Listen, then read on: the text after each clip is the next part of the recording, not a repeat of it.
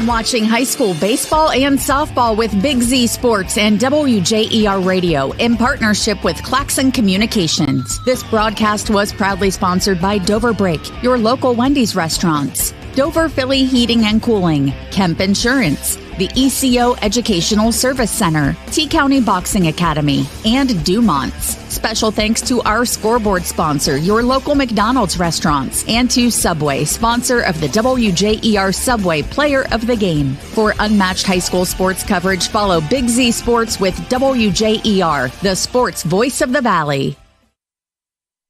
Good Tuesday afternoon from Tuscarora Park along Rod Miller Way in New Philadelphia. Welcome to WJER and Big Z Sports continuing coverage of high school baseball. It's an early season high school baseball matchup today as Dover comes across the Tuscarawas River to take on New Philadelphia.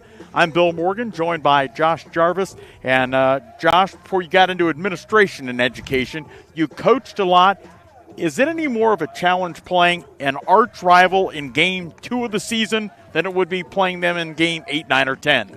Yeah, I think it's a bit of a disadvantage maybe for both teams, but they're both in the same boat. I know both teams are starting some young kids that don't have varsity experience yet, and so that's the kind of the unknowns as you're only going into the second game of the season. You're like, how are they going to respond?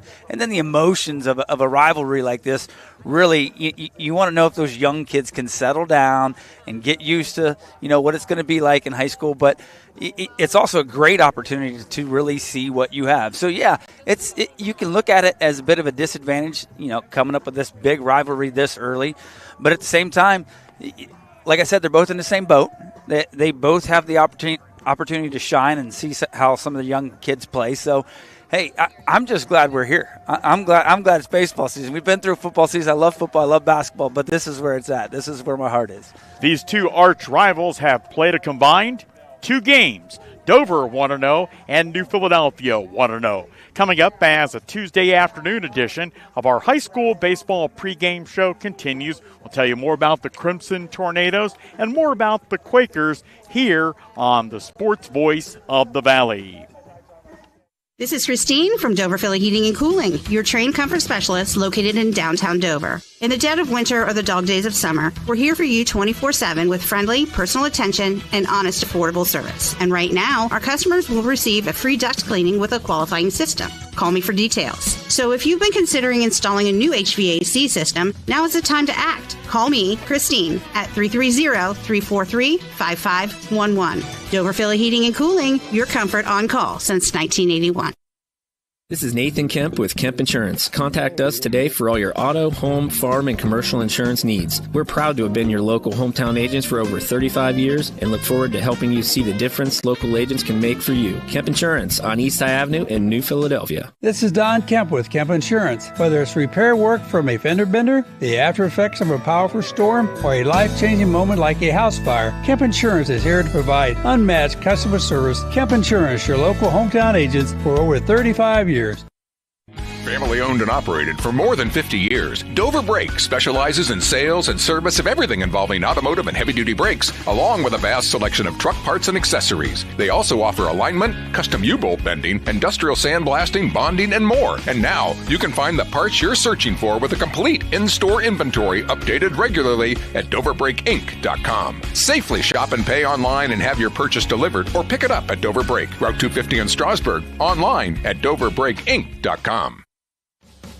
H&M Collision is conveniently located just off the boulevard in Dover and invites you to experience their unmatched customer service the next time you're in need of collision repair. H&M Collision will offer the highest standards in the industry using state-of-the-art equipment to complete each repair by the book, never compromising on quality and keeping your safety and satisfaction their top priority. When you need premium auto body services, trust H&M Collision or you're treated like family. Everyone stop what you're doing and listen up. Wendy's always crafts their hamburgers with fresh beef.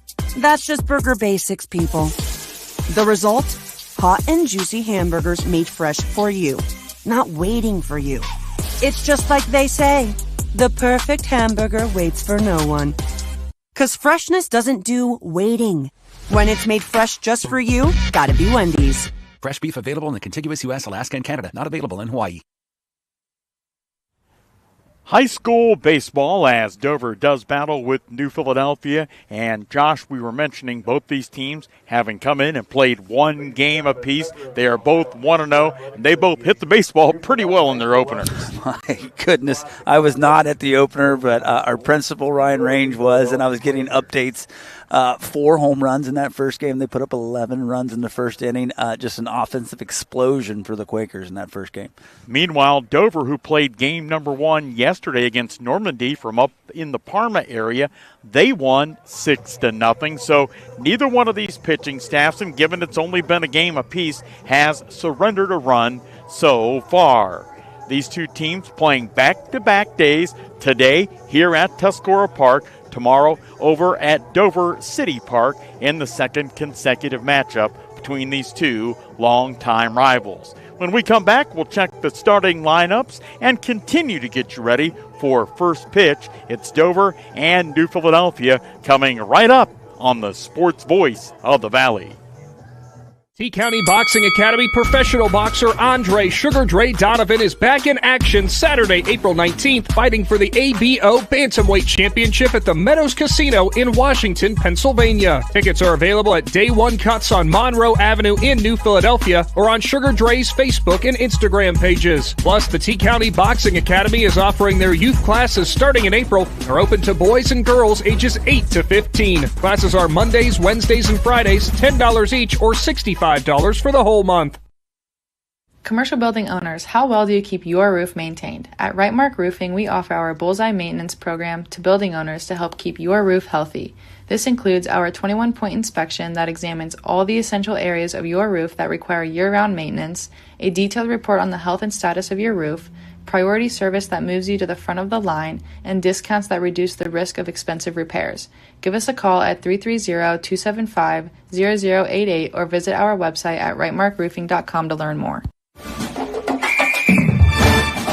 Dumont Sporting Goods in Dover and Canton has just what you're looking for, so your athlete has the best gear for the sports they play. Dumont's has a large apparel selection and can handle your customized screen printing as well as embroidery for your team or business.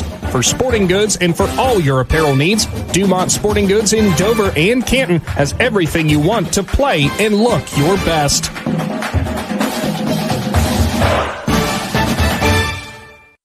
Big moments are coming. Are you ready? If you need sponsor banners, graduation programs, or yard sale signs, the East Central Ohio Print Center has you covered. Visit ecoprintcenter.org. And if you've got a new driver in the house, East Central Ohio ESC offers flexible driver's education with in-car training and online options. Scholarships are available from signs to steering wheels. The East Central Ohio Educational Service Center is here to help. Find out more today online at ecoesc.org.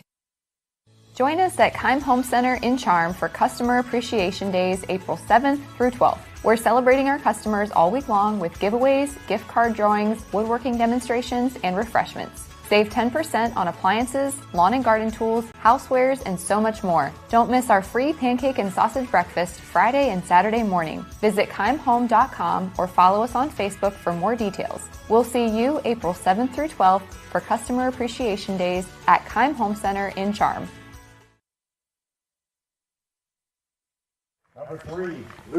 So often when you're talking high school baseball or softball, the first thing you talk about is pitching. And certainly both the starters Josh will see from these teams are talented. Junior Owen Courtney for New Philadelphia and senior Colin Bruno for the Dover Tornadoes. Yeah, these guys have both seen a lot of innings at the varsity level. Bruno coming in last season had 53.2 innings pitched with a 5-2 record and 2.48 GPA. I got to switch gears here. ERA. I'm sure his GPA is a lot higher than that. I'm pretty confident. Probably higher than that, absolutely. Owen Courtney, again, had a great season last year as well, 45.1 innings. 45 1/3 innings, 4-2 record with a 1.24 ERA. So both of these pitchers, last year we were talking about a little bit, they didn't get the opportunity to throw their ones against one another. They're in the middle of league play. They're not in the same league quite yet, but they are moving to that here down the road, and this is a perfect opportunity with no league games in the OCC right now. This is like a true league matchup where they're able to use their one on one day and their two on the next.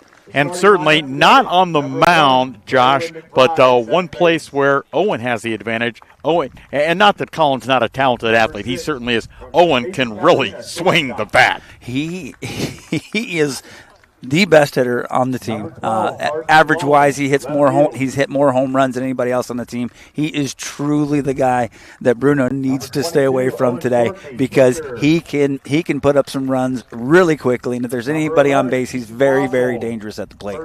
Coming up next, it's all the play-by-play action. New Philadelphia and Dover from Big Z Sports and the sports voice of the Valley. Number 3. Hi, I'm Zach Motice with the Tuscarawas Insurance Agency. For all your auto, home, farm, and business insurance needs, contact our team at the Tuscarawas Insurance Agency. Or stop in and see us at one of our 3 locations in downtown New Philadelphia, Sugar Creek, or in Strasburg, providing excellent service to the Tuscarawas Valley since 1885. Everyone here at the Tuscarawas Insurance Agency would like to wish all area athletes good luck this season.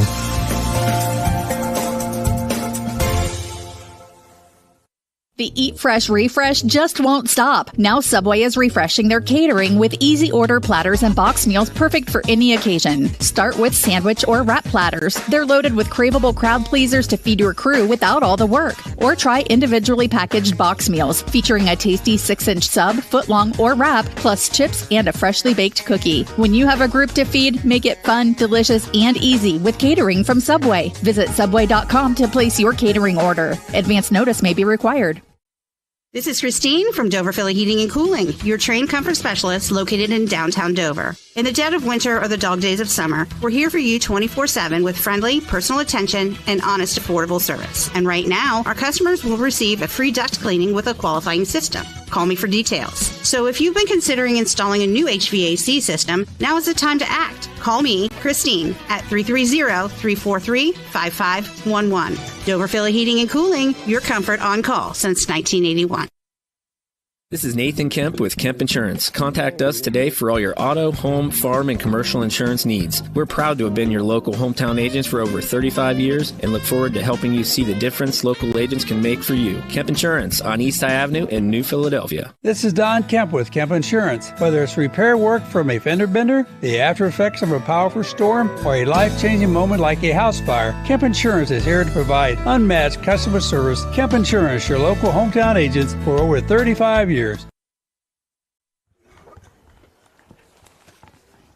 New Philadelphia and Dover just a minute or so away from getting underway here at Tuscarawas Park. The dimensions at Tuscarawas Park, Field 1, 290 feet down the left field and right field lines, 327 to the power alleys, and 350 feet to straightaway center field. And Josh, outside of the X's and O's of the game, somebody has already asked, well, the weather tomorrow, are they going to play in Dover? Are they not going to play in Dover? And it's all going to depend on what that weather's doing. And, of course, Dover with great facilities and turf, it'll depend on what it's doing later in the afternoon. Yeah, absolutely. They do have they put in a nice turf field over there. They never had that whenever I was coaching. I never got the opportunity to coach on that. But a lot of the area teams are going to that now, and we know that New Philadelphia is trying to get that going here as well, and they're looking to do that in the next year or two.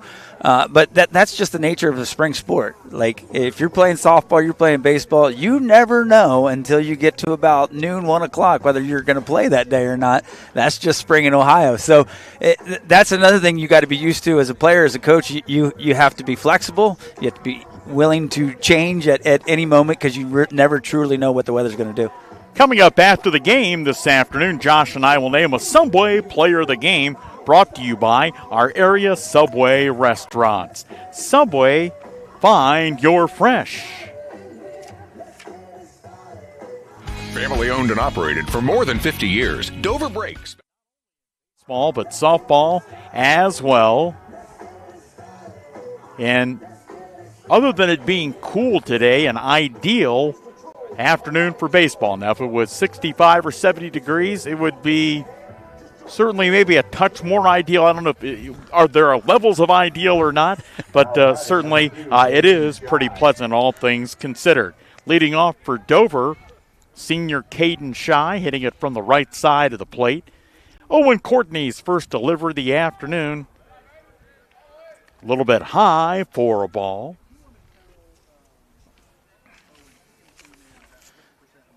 Owen checking in with freshman catcher Jack Range. And the 1-0 pitch, that's a little upstairs as well. Defensively for the Quakers with Jack Range behind the plate and Owen Courtney on the hill. Keaton Fossil at first, Braylon McBride at second, Mason Catarina at short, and Seth Bieber at third. We'll check the Quaker outfield momentarily. The 2-0 pitch, a called strike on the outside corner. For the Quakers, in left, it's Carson Long, the senior. Great fielding senior Max Steele in center, and sophomore Caleb Carruthers in right. The 2-1 pitch, high and inside, so 3-1.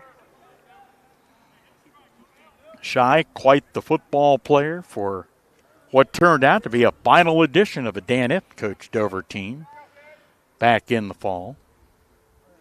Courtney with that glove high above his face, the 3-1 pitch, called strike on the outside corner. One of the other changes at the field this year, Josh, we'll get to that in just a moment. Right now, the first payoff pitch of the afternoon from Courtney on the 3-2 offering, lined right back up the middle for a base hit. And that ball was right past Courtney's head, wasn't able to get his glove up in time. Easy single there. So Shy, a leadoff single. Certainly he's got good speed. The Quakers will have to watch him at first base, but the entire area behind home plate, Josh, has been redone for the 2025 season. Looks great back there, and it's only going to get better. That'll bring Luke Leggett to the plate. The Leggett brothers are the middle infielders for this talented Crimson Tornado team. He'll show bunt, and that ball gets by Range. It's going to go to the backstop, and that'll allow Shy to easily make his way down to second base. Yeah, it was off-speed pitch in the dirt. Range wasn't quite able to get his knees down in time to block that ball. And now the Tornadoes are in business with a runner on second base and nobody out. Luke Leggett, the younger of the two Leggett brothers. He's a sophomore. His brother is a senior. The 1-0 pitch, a called strike, 1-1.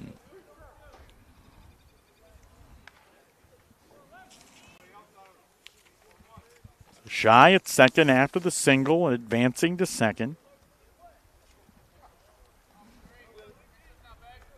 Owen glances back that way. And the 1-1 pitch popped up foul off of that new netting. So no longer a backstop back there, Josh. It's netting, something like you've seen if you're up at an Akron Rubber Ducks game or even at the Guardians, where they go down the lines with that netting all the way down near the outfield lines. It's good to know that netting works since we're sitting right behind it. Indeed it is. 1-2 the count. Courtney getting the sign from Range. From the stretch. And the 1-2 pitch. A swing and a miss. Nice off-speed pitch. Had the batter just out in front there. Owen was able to work ahead in that count, which made it quite a bit of difference there. One down now with Shy still at second base. That'll bring Hunter Edwards to the plate. Hunter, one of a number of talented seniors on this Dover squad, led by veteran head coach Jeff Fondries. His 10th year at Dover, his 27th year overall as a head coach. Courtney ready. The pitch, a called strike in at the letters. Yeah, I knew Jeff back in his TCC days when we used to go against one another when I was coaching up at Tusky Valley. He's been doing it for a long time. He's a great head coach. Took a TCC team to the regional finals one year. I believe it was 2013. Courtney ready now. Keeps glancing back towards second. The 0-1 pitch, low and outside. Range doing a good job of knocking it down. Josh, talk to us a little bit about perhaps, if pressure is the right word, for a freshman like Jack Range playing such a key spot right behind the plate. Yeah, we kind of touched on it earlier. You got some young kids. Dover has two sophomores that don't have any varsity experience. Jack Range back there just as a freshman, and that's a key position. That's a very key position. So Yeah, there's a lot of pressure in a rivalry game, but there's always pressure in that catching position. He's been doing it for a while. The 1-1 from Courtney, a breaking ball just missing off the plate. 2-1.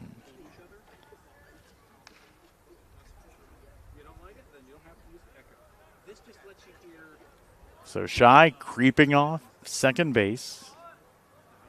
Mason Caterina, the shortstop, bluffing in behind him. Courtney looks that way. The 2-1 pitch, that's high, ball 3. When he's missing with his fastballs, he's missing up and in, it seems. He's got to get to that balance point and come downhill a little bit more. 3 balls and a strike on the right-handed hitting Dover catcher, Hunter Edwards. Courtney ready. The pitch, that's low and outside, ball 4. So Edwards on to first with a 1-out walk, and that'll bring the cleanup hitter, the left fielder Liam Mass, to the plate. So a pair of Crimson Tornadoes on, 1 out, top of the first inning. We are scoreless. Happy to have you along on our live video stream. Thanks to Big Z Sports, the sports voice of the Valley, and Claxon Communications. Mast, another right-handed hitter. Courtney's pitch to him high for a ball.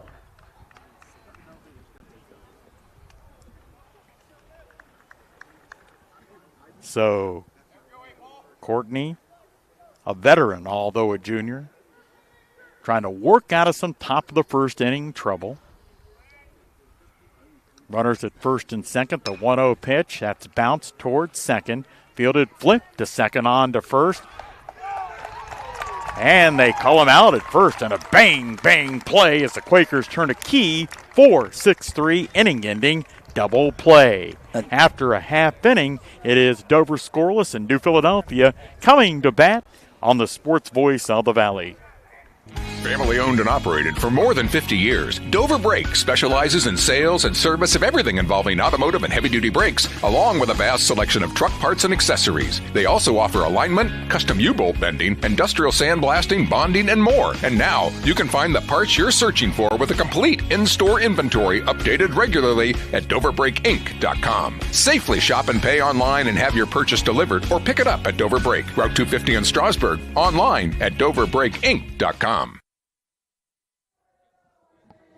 After a half inning played, Dover scoreless, New Philadelphia coming to bat. And what do they say, Josh? And you're much more familiar with it because you played the game at a higher level than I did. But there's the pitcher's best friend to get New Philadelphia out of the frame. Yeah, we were just talking about that during your break. That's just what the doctor ordered for the Quakers right there. It's a tailor-made double play ball. The second baseman was moving towards second base as he fielded the ball.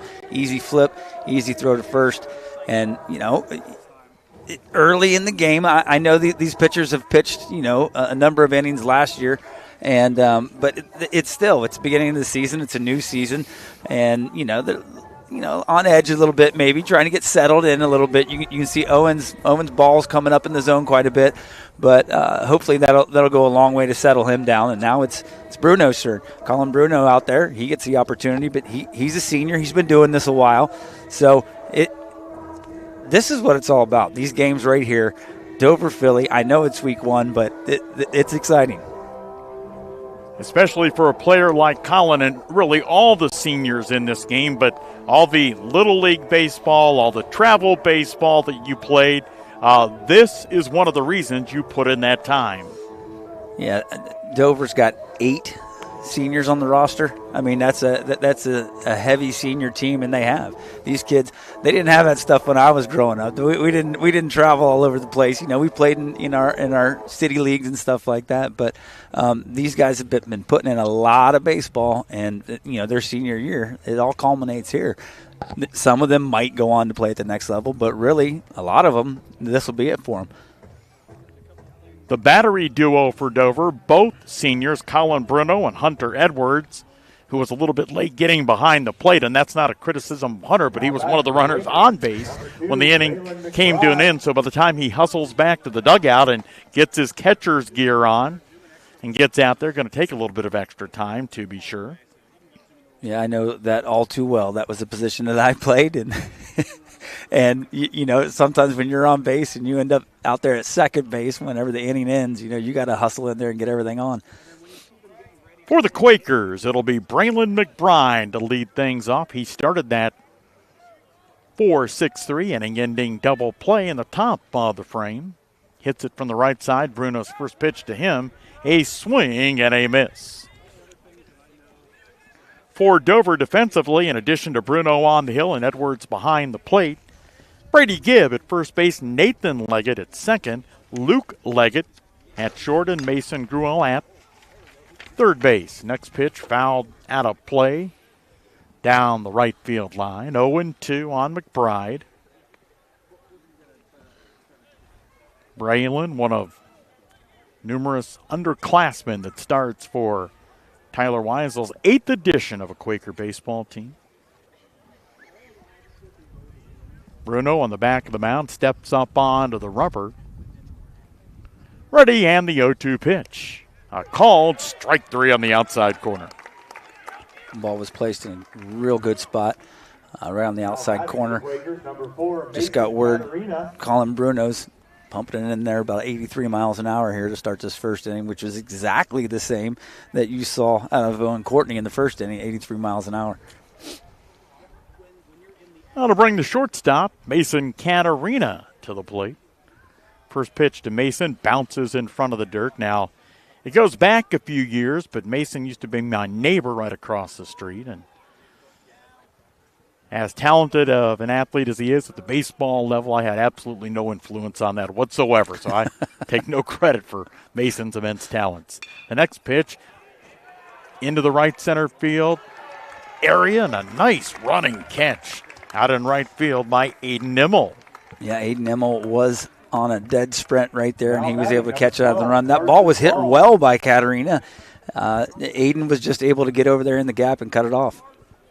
2 up and 2 down for the Quakers and their half of the first inning. Now to bring Carson Long. Carson, one of the number of Quakers who in the season opener on Saturday hit one out. He had 2. How about that? He had two home runs on that Saturday game. Nice breaking pitch by Bruno, and Carson swinging over the top of that and missing. That's 2 out of the 3 hitters that Bruno has started off with an off-speed pitch to start the at-bat. 0-1. Carson, the left fielder for this Quaker baseball team. The next pitch down low. So it's 1-1 on the right-handed hitting left fielder, Carson Long. By the way, it's a great video shot from our crew with Claxon Communications. At 1-1 pitch, outside, ball 2. But don't let the sunshine of the blue skies deceive you. It is not toasty warm here. It's not, but again, it's the first week of the baseball season. Sure. It's been a lot worse in previous years. There's no question. No challenge of frostbite today. There's the ball, bounced right back at the middle. Nice play on the mound by Bruno, and he flips on to first to end the Quaker first. After 1 inning of play, New Philadelphia and Dover scoreless with Big Z Sports and the sports voice of the Valley. H&M Collision is conveniently located just off the boulevard in Dover and invites you to experience their unmatched customer service the next time you're in need of collision repair. H&M Collision will offer the highest standards in the industry using state-of-the-art equipment to complete each repair by the book, never compromising on quality and keeping your safety and satisfaction their top priority. When you need premium auto body services, trust H&M Collision, where you're treated like family. After 1 inning of high school baseball, Dover and New Philadelphia scoreless. The Quakers went 1-2-3 in their half of the opening frame. Bill Morgan along with Josh Jarvis. When we look at the coaching staffs for these two respective teams, certainly Coach Fondrist, we mentioned his 27th year as a head coach. Well, his assistant coaches, Doug Bircher, a former head coach at Dover, and Kevin Keffer, Kef's coached for a few years. A number of years, yes. We won't get into specific numbers because Kef has my cell phone number, and I don't know if I want to hear from him after the game, if I mention how many years. I actually played baseball with his son. We played American Legion baseball together. I played against Doug Bircher in college. He was at Walsh when I was at Point Park. And I coached against Jeff Fonders. I know that coaching staff all too well. And on the opposite side of the field, we mentioned Tyler Weisel in his 8th year as a Quaker head coach. Logan Moorhead elevated up the coaching chain, if you will. He's now the pitching coach and first base coach for this team. Third baseman Mason Gruel to lead things off here in the top of the Dover second inning.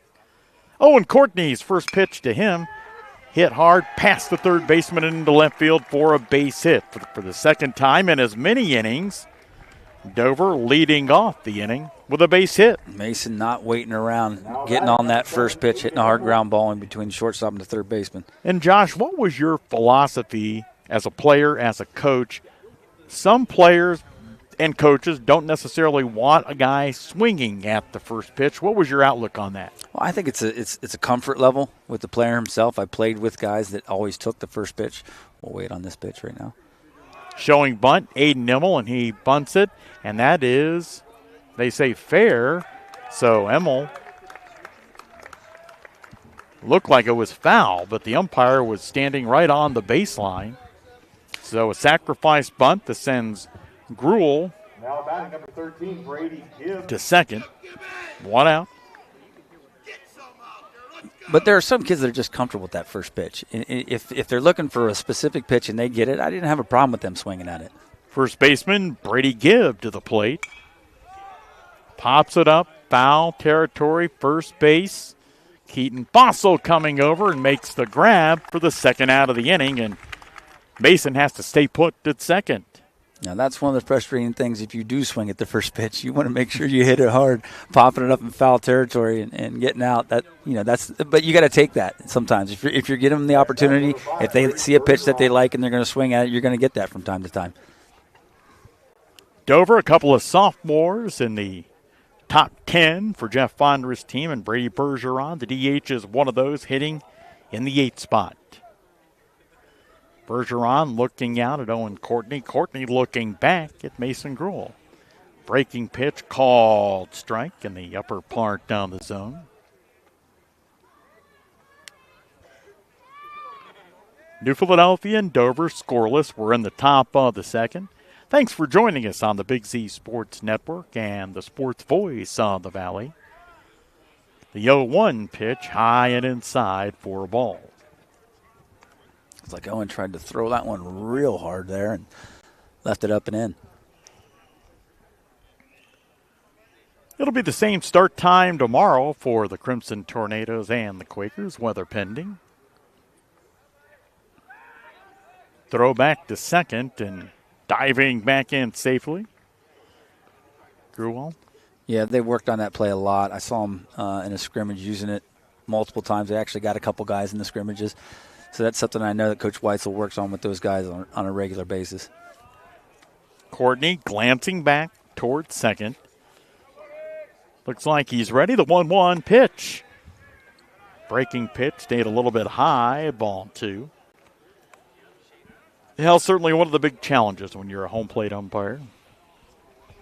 100% of the time, 50% of the people think you're wrong. So true. And for the $60 or whatever they get paid, I don't know that it's worth it. No, there are many people in the stands that think they have a better vantage point when it comes to that. There's no question.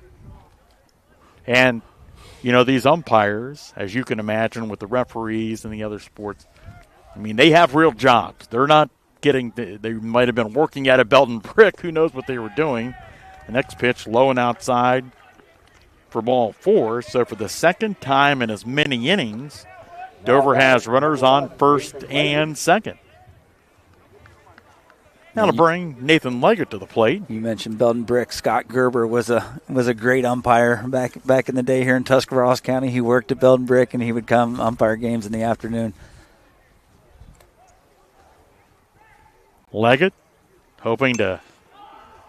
give his team an opportunity as he lifts the fly ball to right field. Caleb Carruthers backpedaling and reins it in as Dover, for the second consecutive frame, leads a runner on. After an inning and a half, it is New Philadelphia and Dover scoreless on the Big Z Sports Network and the sports voice of the Valley. Everyone stop what you're doing and listen up. Wendy's always crafts their hamburgers with fresh beef. That's just burger basics, people. The result? Hot and juicy hamburgers made fresh for you, not waiting for you.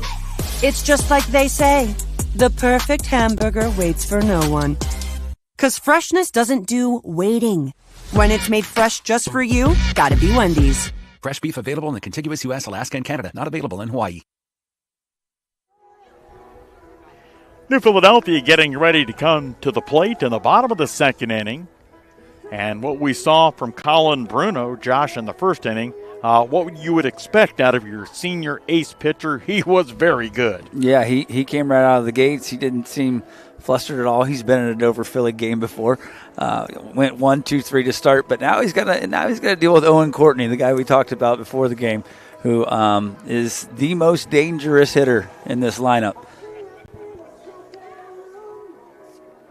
And the crazy thing when you talk about a talented player like Owen facing a talented player as well, like Colin Bruno, Owen had a great year as only a 10th grader last year. Yeah, Owen's one of those kids that, you know, you love to have on your team and you hate to see on the other team. He has really good hand-eye coordination. He's able to, hit any pitch wherever it's pitched. So this will be a good matchup between Bruno and Courtney. You got a really good pitcher on the mound. You got a really good hitter at the plate. And we're going to see who's going to come out on top here. Dover infield comes in and talks things over with their veteran right-handed hurler. For Dover in the outfield, Liam Mass, the junior, in left. Caden Shy, the senior, in center. Aiden Nimmel in right. Bruno's first pitch of the second, missing for a ball. We mentioned in the first inning, with Bruno on the mound, Hunter Edwards behind the plate, Brady Gibb at first, Nathan Leggett at second, Luke Leggett at short, and Mason Gruel at third base. The Crimson Tornadoes. The 1-0 pitch, high and inside, 2-0.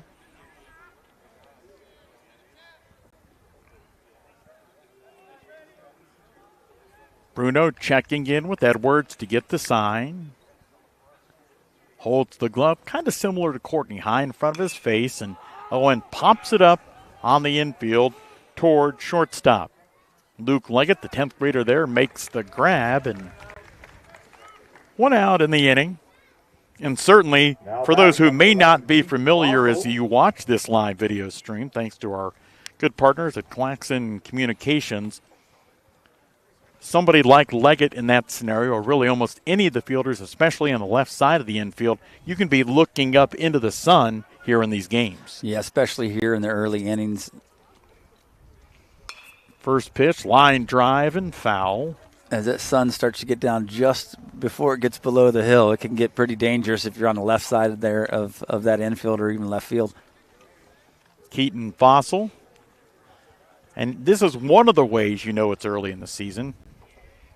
Keaton's got the hood of his hoodie hanging out the back of his jersey. I noticed that. You do see a lot of that, especially this early in the season. And it may seem like it's warm right about 5 o'clock, but it gets cold quickly this early in the season. One of the things we were joking about at the radio station today, Josh, is it seems okay when you're walking from your car into the high school where you work or into the radio station wherever people work. But when you sit out here for 2 hours, that ball's fouled straight back to the netting. Then it's a little bit different story. It does change things dramatically when you have to sit out there for a while. Keaton Fossil behind in the count at 0-2. Of course, Keaton, a fantastic athlete during his time at New Philly, the quarterback on the football team, an outstanding baseball player. Bruno ready, his 0-2 pitch, and that's fouled out of play, first base side. And it looked like he was just trying to fight that one off, up in the zone a little bit, a little close on the border, being a ball or a strike. He did a good job just fouling it off. Keaton trying to provide New Philadelphia with a base runner here in the bottom of the second. The pitch down in the dirt, 1-2. And Keaton, like so many players on both of these teams, New Philadelphia and Dover, multiple sport athletes. Yeah, Keaton's a great kid to have in the halls. He's in the school all day long too. He's a great student, great athlete, good kid to have around. Bruno checking in with Edwards, the 1-2 pitch, and it's down in the dirt, bounces, and Edwards fields and throws Fossil out at first base. 2 outs in the inning. Now to bring the DH, Matthew Miser. Miser, the 6'2 senior, he's hitting for the catcher, Jack Range. New Philadelphia, 8th-year head coach Tyler Weisel, coaching down at third base. Logan Moorhead down at first base. So far, Colin Bruno has faced a minimum of 5. Miser can't catch up with that one. A strike to start the at-bat. Sophomore right fielder Caleb Carruthers waiting on deck.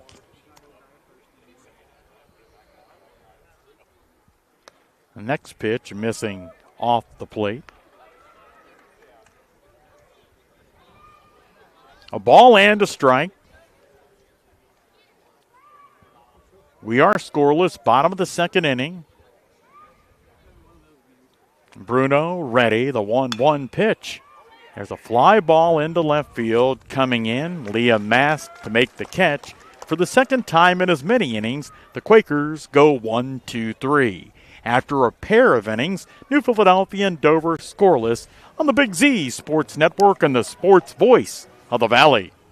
T-County Boxing Academy professional boxer Andre Sugar Dre Donovan is back in action Saturday, April 19th, fighting for the ABO Bantamweight Championship at the Meadows Casino in Washington, Pennsylvania. Tickets are available at Day One Cuts on Monroe Avenue in New Philadelphia or on Sugar Dre's Facebook and Instagram pages. Plus, the T-County Boxing Academy is offering their youth classes starting in April and are open to boys and girls ages 8 to 15. Classes are Mondays, Wednesdays, and Fridays, $10 each or $65 for the whole month.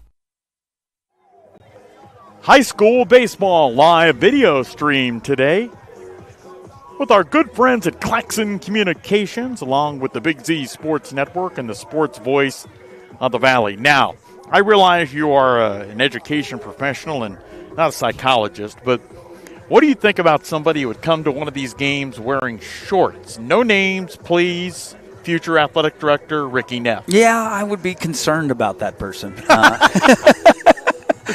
It is a little bit chilly, but if anybody knows Ricky Neff is a shorts guy. If he's going to be out and about, he's more comfortable in shorts. And that maybe he's just tougher than we are. That's a possibility. It'll be Caden Shy to the plate for Dover here in the top of the third, leading off for the second time in 3 innings. Singled to start the ball game for Jeff Fondry's squad. Owen Courtney's first pitch to him bounces in the dirt.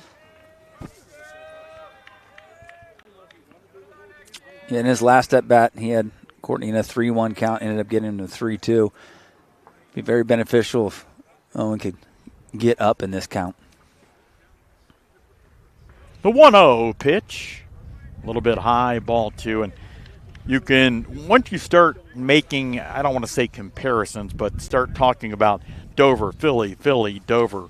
There's so many stories to tell about people who are involved in both communities, to be sure. The 2-0 pitch from Courtney, a called strike. Caden's mom teaches at Raleigh Middle School. She does. So you got that going on.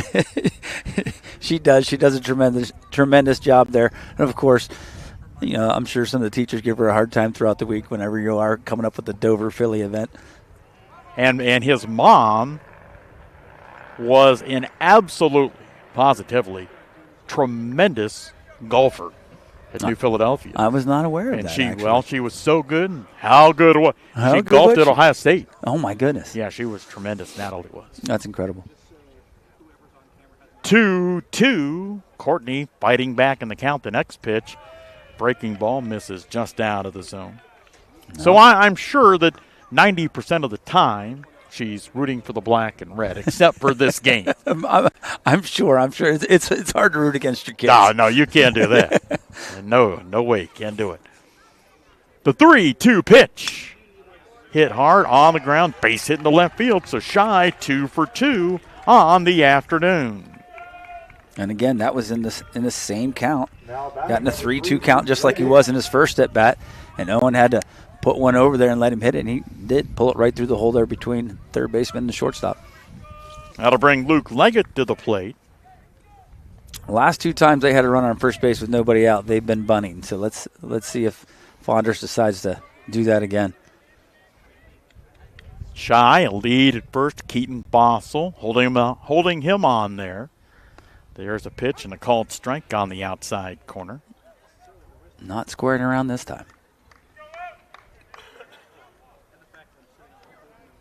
That's kind of, when we talk about how long Coach Fonders has been a head coach for 27 years between Dover and TCC, has literally been a head coach easily longer than any of his players have been alive. True. That's fouled back and easily out of play behind home plate. By about at least 9 years. I'm sure Jeff doesn't want us reminding him of that. No balls, 2 strikes. Courtney looking over towards first, where Shine's got a pretty good lead over there. Now Owen knows that, and he'll just kind of lob. That's not his best move. We can guarantee you that. No. But you wonder if Dover's going to test this freshman catcher back there. He hasn't seen varsity baseball action. It's only his second game behind the plate. They're going to at some point. Courtney from the stretch. And the 0-2 pitch upstairs for a ball, 1-2. Well, I want to take the opportunity, both Coach Fonders and Coach Weisel. Sometimes coaches aren't expedient in getting you information on their teams, but Jeff and Tyler could be nothing but the complete opposite of that. Over to first, Shy back safely, and it helps, and I realize nobody cares except Josh and I, but it helps you as a broadcaster when you have that stuff, more than 5 minutes before a game. And both Coach Weisel and Coach Fonders getting us that stuff well in advance.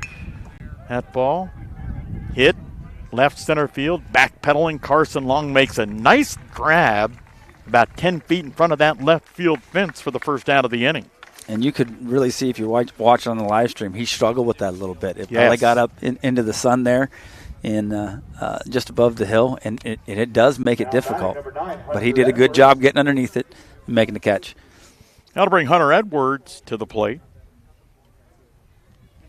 Walked in his first at bat. Well, and certainly one of the advantages for Carson out there, even when battling that sun, he's done that in left field now. This is his third season doing that. So if anybody knows how to play it out there in that sun, it's him. And a nice pitch that time from Courtney.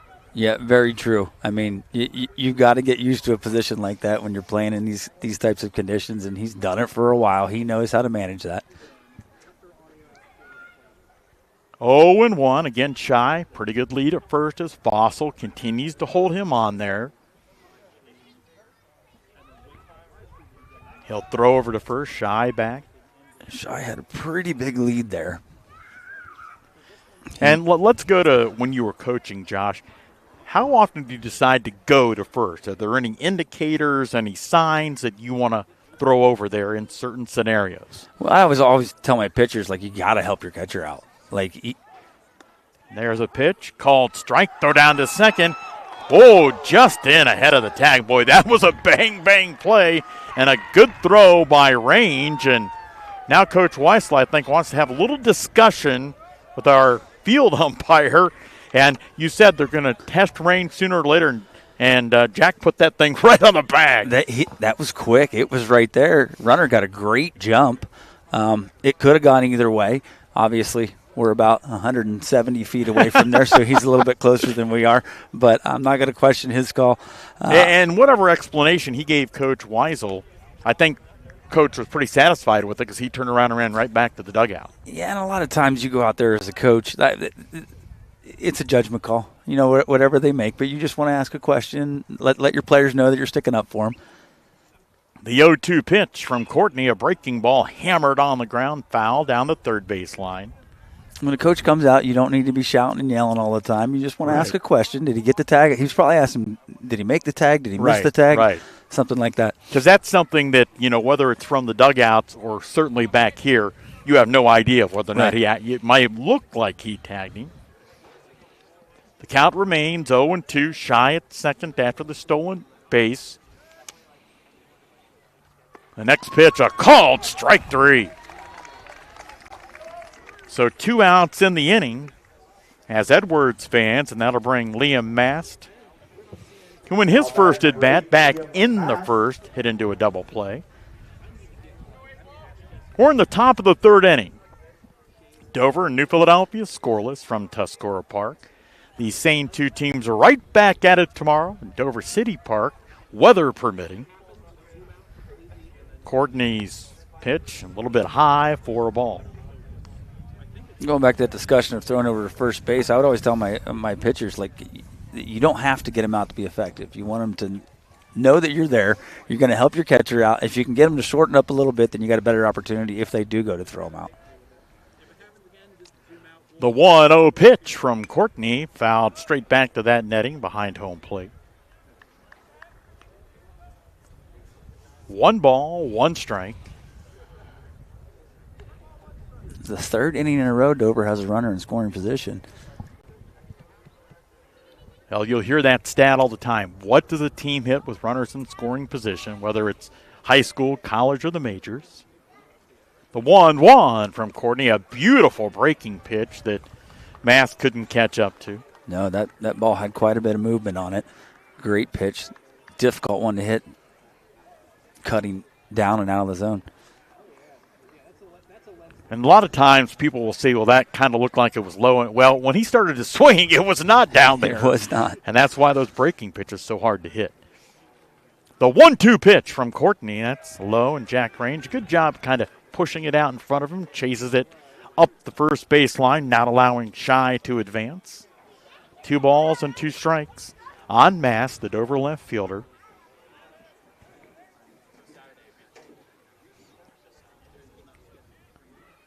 Courtney, a long look in at jack range, getting the sign. Glancing back at Shy, the 2-2 pitch.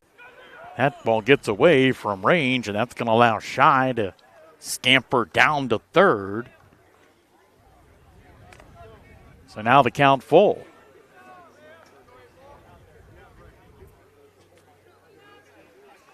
So Dover trying to push a run across here in the top of the third, something neither team, the Crimson Tornadoes nor the Quakers, have done so far. Courtney ready. The count, 3-2, Mast the batter. The pitch. Long fly ball, left field twisting and easily foul. As the count will stay full.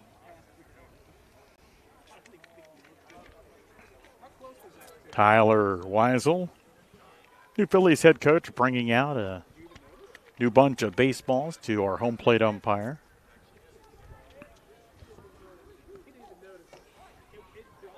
(3-2). Courtney checks again with the freshman range. And the 3-2 pitch. Just got a piece of it. Yeah, just off the end of the bat. Another breaking ball. You're in this situation with 3-2 count.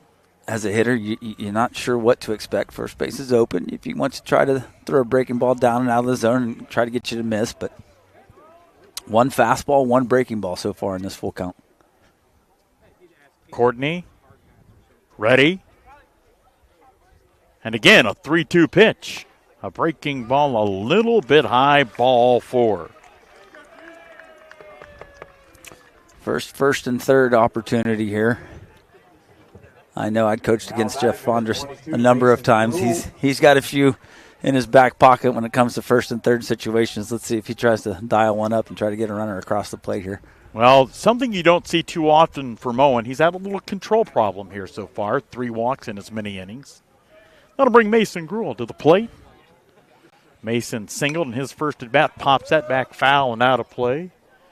Soaring over Rod Miller Way. We renamed that walkway here through the park, Rod Miller Way, after the longtime City Parks director retired a year ago.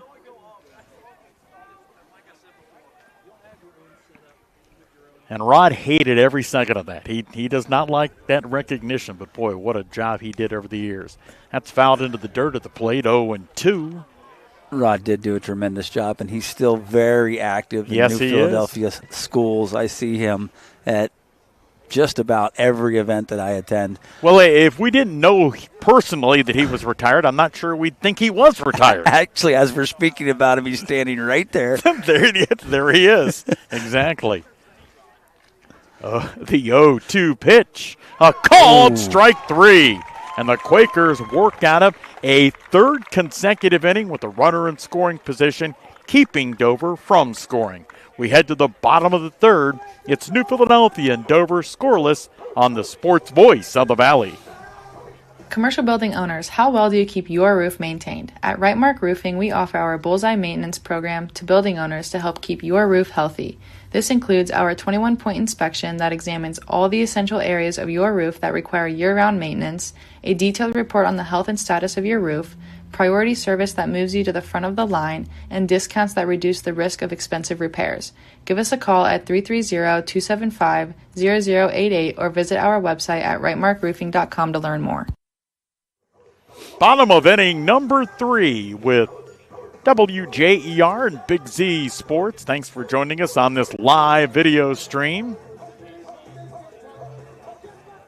Is your wonderfully talented wife going to have hot meal on the table for you when you get home? Will you have to take something home? No. What's the game plan? No, she does a tremendous job. I don't know what's on the menu for tonight, but she's got all of her meals planned out throughout the week. Look at that. Yeah, we go shopping on the weekends, get all our food together, so I'm sure by the time I get home, it may not still be hot by the time I get there because I got 4 kids. And they got to eat. So right. I'll throw it in the microwave when I get home, warm it up a little bit. That's fine. If you or I were in charge, now you live out in the Sugar Creek area, right. I'd be swinging by and seeing Rocky Schenauer at Park Street Pizza. That'd probably be my version of cooking. Rocky, great guy. I actually went to school with him. He's a year younger than me, and he has done a tremendous job with that business, opening up Dola Jeans here now in Dover. And, man, any of the stuff that he has gotten into, it has blossomed into something amazing. It really has. He has done. He's got one down in Houston, Texas. He's got one up in Canton and now one here in Dover.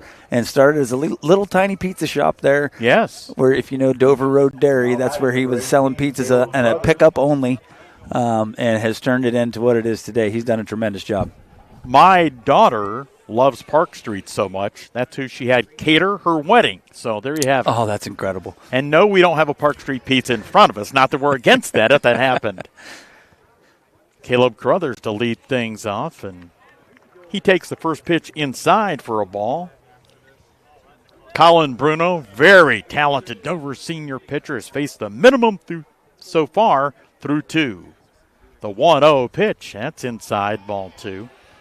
Now, as always, with the Dover-New Philly matchup, a ton of media coverage for this game. And Caleb's grandfather, one of them, Kelly Ricklick, very highly involved in getting money raised to get the field refurbished. And Caleb grounds it to second, scooping it up. Nathan Leggett and throws on to first for the first out in the inning. And Kelly normally runs the scoreboard for these games, but he is involved in another broadcast, and I'm trying to figure out who's talking more on that broadcast, Kelly or Charlie Jones. I mean, that's a great question. That's a great question. I'd love to know the answer. I would like to see the FanDuel odds on that is what I'd like to see.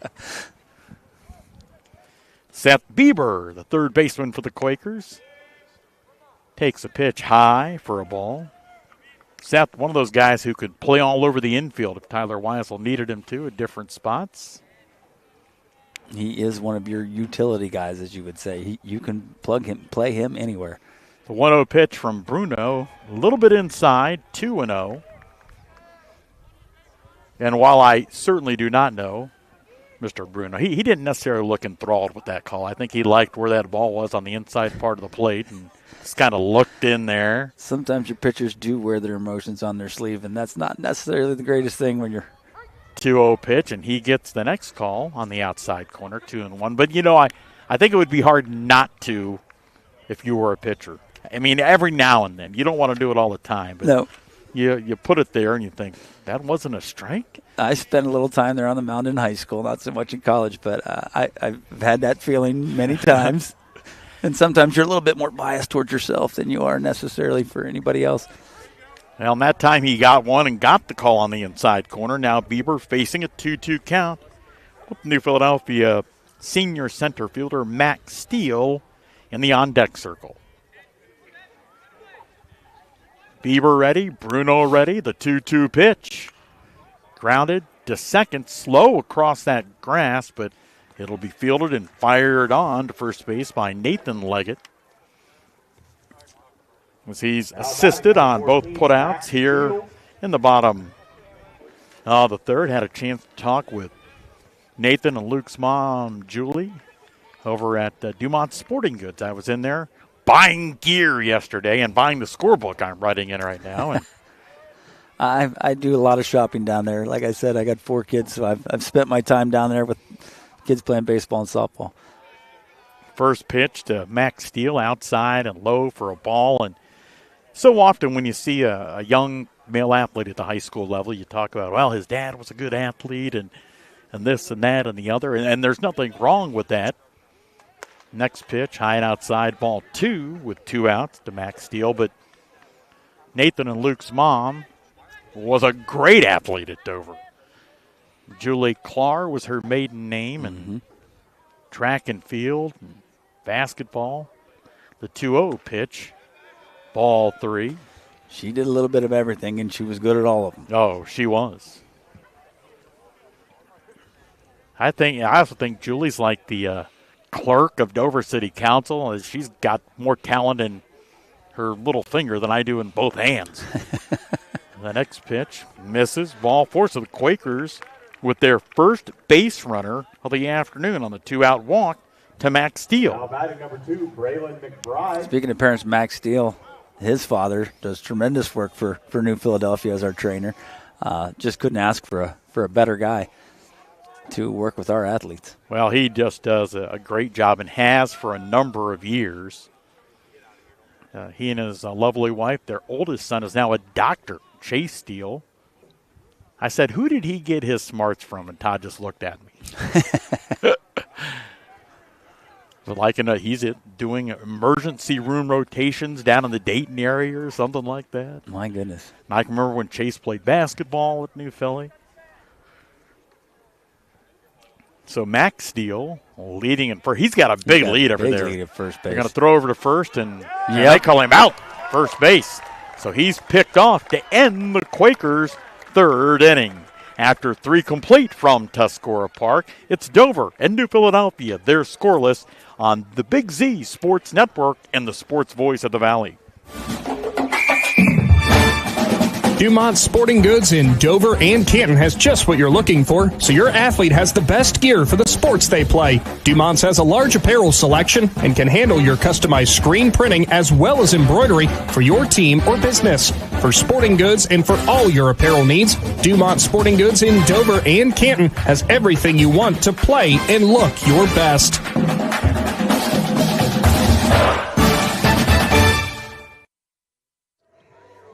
Then she was smart. She said, I'm out of here.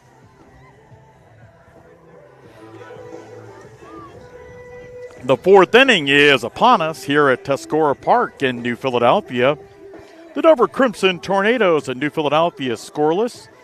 Bill Morgan along with Josh Jarvis, happy to have you along. And whether you're looking for a quick bite to eat or a new career, our local McDonald's want to meet you. Download the app for big savings or stop in and fill out an application at McDonald's. Well, we talked a little bit, Josh, in the pregame show that pitching is always the key, maybe a little bit more so in softball than baseball, but so far the pitching today, we've seen both teams have put zeros on the scoreboard in both teams in their opening games. Dover yesterday against Normandy, Newfield against John Glenn on Saturday. They didn't allow a run either team in either of those games. Right, yeah, and so far Owen Courtney maybe struggled with command a little bit there, but only walked 2 batters and hasn't let a run go across. Bruno faced the minimum. Immel to lead things off. Even though he did walk 1, he was able to, on his own, pick him off first base, so still facing the minimum so far in this game. Courtney's first pitch in the 4th, missing out of the zone, and the 1-0 pitch missing offside off of the plate and low ball 2. Immel put down a successful sacrifice bunt in his first opportunity. Courtney ready, and the 2-0 pitch high and inside ball 3. Again, Courtney working behind in the count here. Batter's probably taking all the way right now. 3-0 as Immel leads off the inning, and there's a called strike, and Immel started down the first base line. Umpires never like that. They don't like that. That's not necessarily a good look. Yeah, it doesn't matter whether you're doing it in high school, college, or the pros, and there's another called strike. The count now full. Last 2 pitches right on the outside corner. And I'm not real sure that pitch has been a strike in other parts of the game, to be honest. 3-2 pitch, popped up, second base.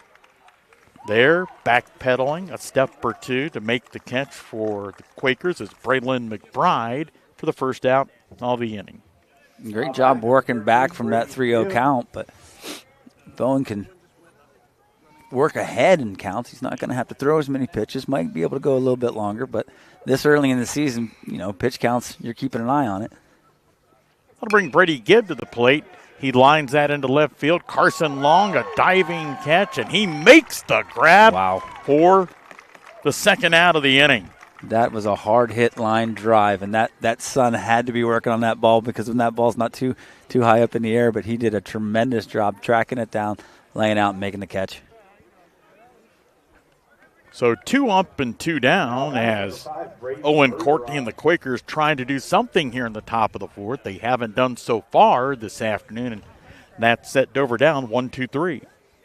It brings Brady Bergeron to the plate, the sophomore designated hitter who walked in his first at-bat, takes a pitch outside and low. Brady batting for the Dover pitcher, Colin Bruno. So 1-0 the count. Courtney ready. That pitch, a little bit high, ball 2. And I guess there may be some disputing about what I'm about to say, but you know what? One of the signs of a good pitcher is when you don't have your best stuff per se, which Owen probably doesn't have so far today. There's a called strike. You manage to find a way to battle and hang in there and give your team a chance, and certainly Josh Owen has done that so far. Yeah, he really has, and that's a great quality to have in a pitcher because things don't always go your way when you're on the mound. If you can fight through that stuff. The 2-1 pitch, called strike outside corner. Most of the guys that I've had that were able to, work through those scenarios where everything wasn't going their way, they've been some of the best competitors I've ever coached. The 2-2 offering. Line drive, it's going to bounce at second. McBride will field it and be unable to come up with it cleanly.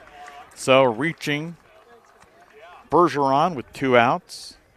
That ball coming off the bat was spinning, and it almost kind of checked up. So I don't know if Braylon was quite sure where that ball was going to end up, but he just came up short on it. Nathan Leggett. So that'll bring Nathan Leggett to the plate. I don't know who the official score is, so I don't know if that's an infield single or that's an error. And looks like we're going to have a pinch runner in. See if we can catch who that is for you momentarily. Pinch runner number 21, Cale Oswald. Cale Oswald.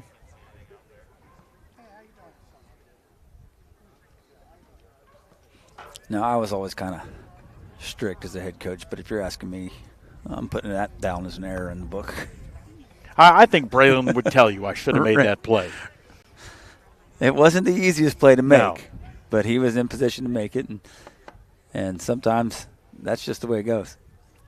Nathan Leggett trying to extend the Dover top of the fourth inning. Takes a pitch high. Flew out to Caleb Carruthers to end the Dover second. Carruthers, the right fielder for this Quaker baseball team.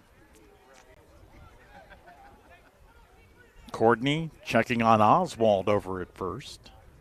And the 1-0 pitch lifted on a fly, kind of short center field. Max Steele calling for it, and he'll make the catch to end the Crimson Tornado fourth inning. After 3.5 from Tuscarora Park, it is New Philadelphia and Dover scoreless on the Sports Voice of the Valley. Big moments are coming. Are you ready? If you need sponsor banners, graduation programs, or yard sale signs, the East Central Ohio Print Center has you covered. Visit ecoprintcenter.org. And if you've got a new driver in the house, East Central Ohio ESC offers flexible driver's education with in-car training and online options. Scholarships are available from signs to steering wheels. The East Central Ohio Educational Service Center is here to help. Find out more today online at ecoesc.org. The bottom of the fourth inning has arrived here at Tuscarora Park. Dover, obviously the visitors, and New Philadelphia scoreless. The same two teams will square off tomorrow over at Dover City Park. It is supposed to rain tomorrow afternoon. Now, of course, Dover has that beautiful turf. But probably the biggest problem, the last time I looked at the forecast before I left the radio station early this afternoon, it may thunderstorm tomorrow afternoon. So they're not playing if it's thunderstorming, whether you have turf or whether you don't. But it is if you haven't been over to Dover City Park and seen the turf, it looks great. It does. It really does look great. But typically you don't want guys out in the middle of an open field whenever there's lightning. So with aluminum bats. With aluminum bats, yes. I mean, I'm no expert, but I mean, yeah, you don't want that. But again, that's what you deal with in Ohio, especially in the spring. You're not sure what you're going to get. Saturday was 73 degrees and sunny. It was beautiful for opening day for the Quakers, and then you turn around and you look at the next week coming up, and there's rain this day and that day. And so, again, that's Ohio baseball. Gotta love it. My wife, who, by the way, is a Garaway grad out from where you. Right. I was telling her, I said, I don't know, it's going to be kind of chilly today. And she said, you're getting soft at your old age. Our daughter played varsity softball for the Quakers for 4 years, and certainly, as you've alluded to throughout the broadcast, Josh, whether you're a Dover fan, a Philly fan locked into this, you know what? There have been much colder scenarios than there is today. But, yeah, maybe I am getting softer as I get older. That's fine. Up on the hill, it's a little bit more windy up there, too, yes, than it is down in here. Yes, it is. Braylon McBride to lead things off and swings at one, kind of down low. And Bruno, as he's done most of the afternoon, the very talented right-handed senior heading the count at 0-1. Braylon struck out in his and the Quakers' first at-bat of the game. The 0-1 pitch, fly ball lifted into center field. Caden Shy running over toward left center to make the catch for the first out. Now, I won't say who, but one of the people involved in this broadcast, could be Josh or I, could be some of our talented production crew, but one of us has gloves on. So that would be me. I've coached baseball for way too long in Ohio, and I'm writing stuff down. I'm gonna keep my gloves on. Mason Catarina takes a pitch down in the dirt, lined out to right center field in his first at bat. He really put a pretty good swing on it against Bruno. Yeah, he did hit that ball to right field. Thought it was going to get down, but that right fielder out there did a tremendous job tracking it down. Slow roller to short. Luke Leggett fields it and fires on to first for the second out of the inning. Well, when I used to do baseball for baseball announcing, play-by-play for the University of Akron, some genius who built the press box up there thought it was a good idea to have, I don't know what you want to call the windows, but they were like clouded windows. So even early in the season, we had to have the windows wide open. And I learned after about 2 games, never, ever come up here without a heavy coat. And they usually start a little bit earlier in college than they absolutely do. That'll bring Carson Long to the plate, and Carson only 1 at bat so far. He grounded out, but his biggest contribution have been a couple of nice plays out in left field so far, Josh. Yeah, he's done a great job out there in left field, battling that sun and fielding his position well. Bruno's 1-0 pitch, low and outside, ball 2.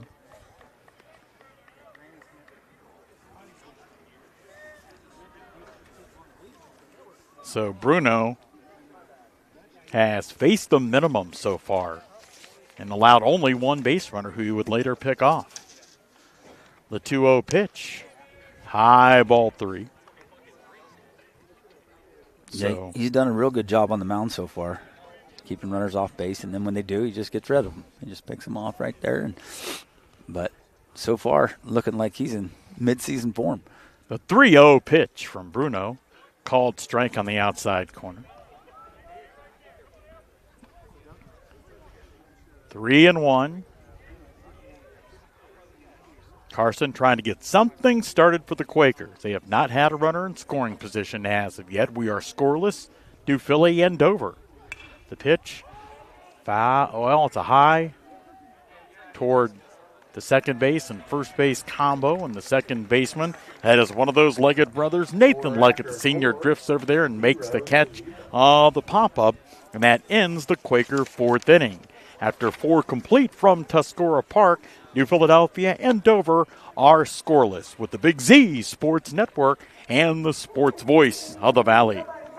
Join us at Keim Home Center in Charm for Customer Appreciation Days, April 7th through 12th. We're celebrating our customers all week long with giveaways, gift card drawings, woodworking demonstrations, and refreshments. Save 10% on appliances, lawn and garden tools, housewares, and so much more. Don't miss our free pancake and sausage breakfast Friday and Saturday morning. Visit KeimHome.com or follow us on Facebook for more details. We'll see you April 7th through 12th for Customer Appreciation Days at Keim Home Center in Charm.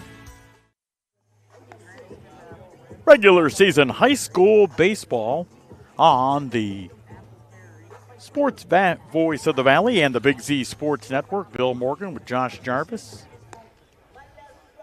Dover certainly had some opportunities against talented Quaker junior right-hander Owen Courtney, but they've been unable to capitalize in terms of pushing one across the plate. And so far, and by the way, I don't believe in any of that broadcaster jinx hooey through 4 innings.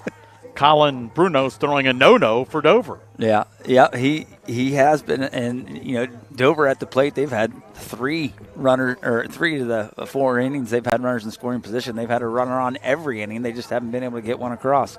But so far, Bruno, he is throwing a no-hitter, just 1 walk away from a perfect game.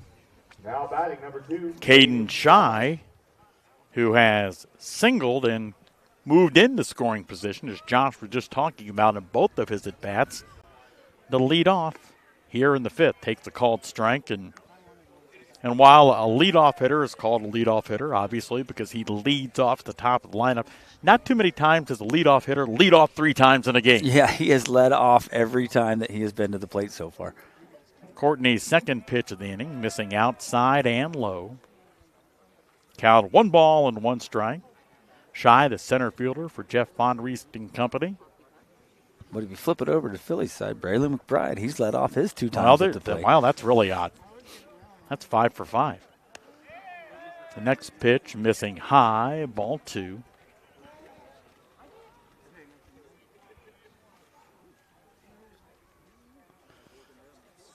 Courtney checking in with freshman catcher Jack Range. The next pitch, a called strike on the outside corner. In a New Philadelphia season opening mercy win over John Glenn, the starting battery, both freshmen, Jackson Martini on the mound and Jack Range behind the plate. The 2-2 pitch bounces in front of the plate.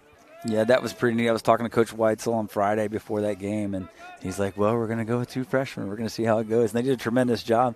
Martini threw 3 innings and gave up no hits, no walks. So pretty good showing for a freshman in his first outing. Made Coach Weitzel look good. Yeah, it did. Courtney ready. And the 3-2 pitch. Hit to third. Grabbed to third by Bieber. Throws on to first in time. That was bang, bang. I thought he was safe. Nobody's asking me. Well, a few of the Dover fans would agree with you. I heard the oohs and ahs over there. Yeah.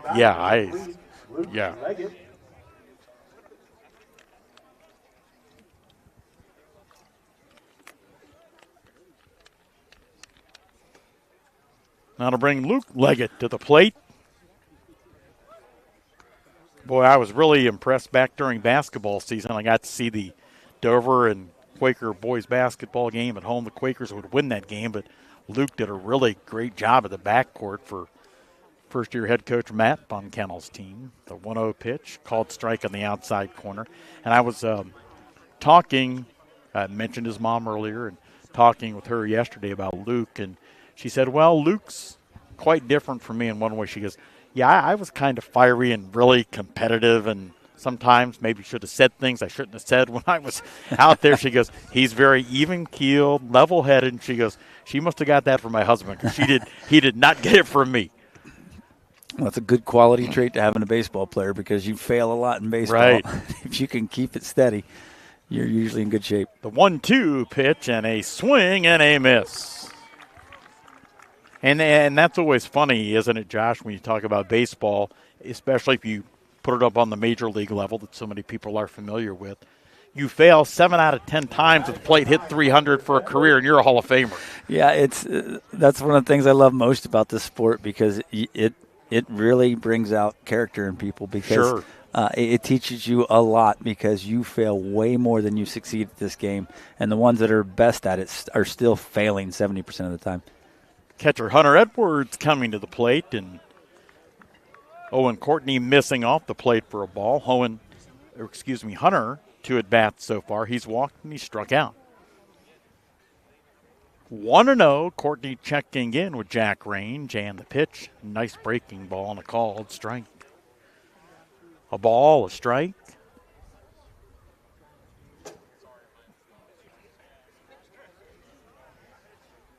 Courtney in the shadows, which we've got for at least half the infield. The next pitch missing just off the plate, and now Owen has that look on his face that Colin Bruno had on his face about an inning ago when he thought he got not a call that he should have got. So 2-1, 2 outs, top of the 5th. New Philly and Dover scoreless. And asking for time is the senior Edwards. He steps out. I always love that gamesmanship.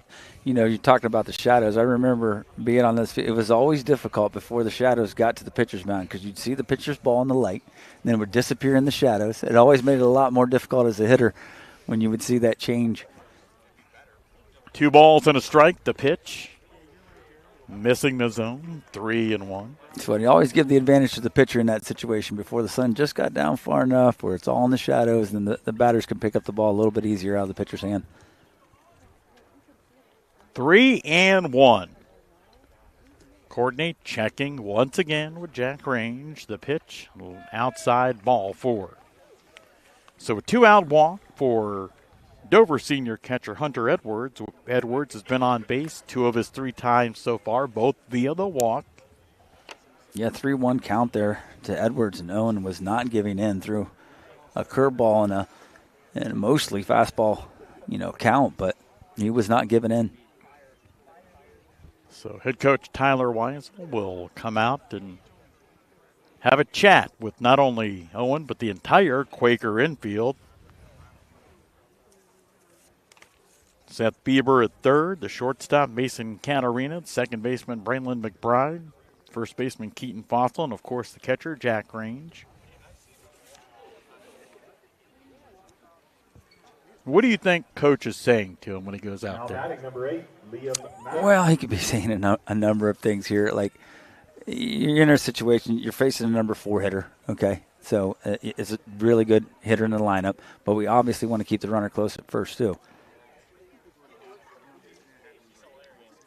First pitch, called strike on the outside part of the plate, 0-1. And maybe he had a discussion with him, hey, bud, we don't need to throw curveballs in 3-1 counts necessarily. Let's make them hit the ball. They're not hitting the ball around the park right now quite yet. Give it to them, let them hit the ball, and let's see what happens.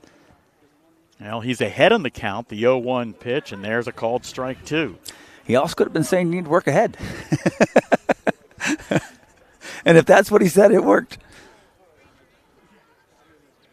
0-2. By the way, Coach Weissel and his wife recently finding out they're going to be parents later in the year. That's exciting. I was not aware of that. Congratulations, Coach. I spend too much time on Facebook, Mr. Jarvis. That's one of my challenges in life.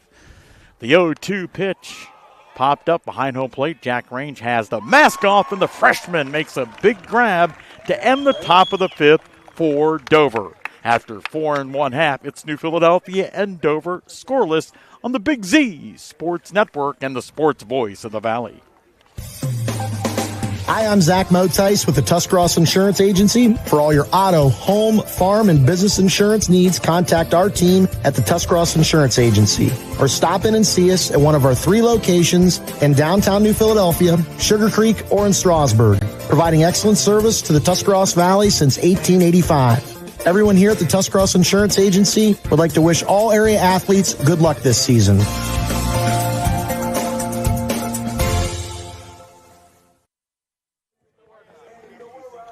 New Philadelphia getting ready to come to the plate in the bottom of the 5th inning. They and arch-rival Dover scoreless after 4 1/2 here at Tuscarora Park in New Philadelphia. I'm Bill Morgan with Josh Jarvis. And we and our partners at Big Z Sports kind of splitting up these Dover-New Philadelphia rivalry games. The folks at Big Z live video streaming the softball game today, and tomorrow it'll be the opposite. Big Z will be doing baseball, and should it not rain, Bill Hammerstrom and Ricky Metcalf will have the call of Dover and New Philadelphia softball tomorrow. And the softball teams always, Josh, I think this is right, a week ahead in terms of starting before baseball, so they've already played easily more games. Yeah, this is the first year they've done that, actually. Is it? That softball worked ahead. I'm not exactly sure of the reasoning why, because I haven't been to those coaches' meetings in a while and stuff like that, but this was actually the first year that softball started a week ahead. It might have something to do with the championships. Yeah. You've got 7 divisions now. 7 divisions. So I'm not exactly sure why, but I was aware that they moved softball season up a week this year. I had some communications the other week with Tim Street from the OHSAA, who handles the media stuff, and he said that on the softball front, Owen Courtney going to lead things off, and we'll get back to that thought in a moment. Bruno against Courtney. Ball grounded to third. Backhanded by Gruel. He'll fire on to first and pulls the first baseman off the bag, so the Quakers, for the first time today, because of the error, have their leadoff runner on. But Mr. Street down in Columbus telling me that they are going to play, I've got to do the quick math in my head, all 21 state softball tournament games up in Akron at Firestone Stadium. So, oh, wow. Baseball's always played up there at Canal Park. Yeah, so I don't know if that's going to be the case. That probably depends on what the Rubber Duck schedule is. All right. Keaton Fossil at the plate, the 5-hole hitter for the black and red. And there's a nice pitch to start off the at-bat. A strike as Colin Bruno continues to do what he has done most of the afternoon. That start ahead in counts for the Crimson and Gray. Yeah, he really has. Nobody's really hit the ball hard off him, with the exception of Mason Caterina there in that first inning. But he's missing the barrel on these hitters. And throw over to first, and Courtney diving back in safely. First base coach Logan Moorhead goes over to have a chat with him. Former Quaker pitching coach Chris Willoughby, now the head coach up at St. Thomas Aquinas in Louisville. I would think that Tyler Weisel's too young to be building a coaching tree, but maybe he is. That pitch off the plate and firing down to first base was Edwards, back safely. Well, the coaches that Tyler knows, it was amazing when I came here with some of the people that I knew and some of the people that he knew when he was up there coaching in Canton, we knew some of the same people. We didn't necessarily know each other very well, but it is kind of neat. The baseball community is a real small community. We know a bunch of people. We're connected that way, and it's just a lot of fun to meet other coaches and find out, oh, yeah, I know this guy, I know that guy, and the connections that you can make. 1-1 the count on Fossil. He's turning around and back safely after the throw over to first by Bruno is Owen Courtney. And, of course, for those that may not know, Tyler played at Canton Central Catholic, and they were and continue to be one of the best small school programs in the state of Ohio. He was a great baseball player from what I've heard, playing up there. I never got to watch him play, but, they're a baseball factory up there. Oh, absolutely. Central Catholic. The 1-1 pitch to Fossil. A slow roller to third. Gruel bobbles, picks it up, fires on to first, and pulls the first baseman off the bag. So the Quakers with back-to-back runners on first and second to lead things off. Number 9, Matthew Miser. Got runners at first and second, and still Bruno has not given up a hit in this game. True. So that'll bring Miser to the plate. And a little timeout. Dover going to have a discussion out on the mound. And I would imagine maybe more than anything, and certainly Jeff Fondries has forgotten more about baseball than I know, but they're probably just talking defensive strategy. Hey, if he puts one down here, what are we doing with the ball? And that kind of stuff. It's a great situation. You're in the bottom of the fifth inning. You're only playing 7 here in high school. You got runners at first, second with nobody out. It's a perfect opportunity to lay down a bunt.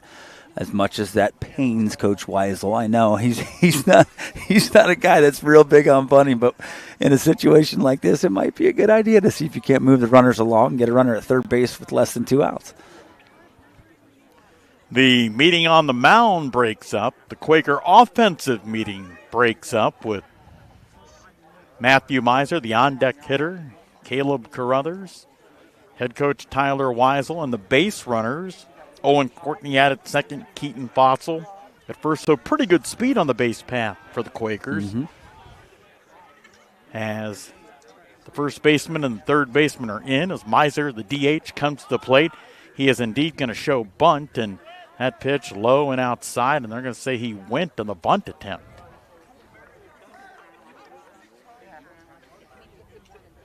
Ball was definitely not in the strike zone, but he left that bat out just a little bit too long. 0-1. So for the first time, and this is the bottom of the fifth, New Philadelphia with a threat.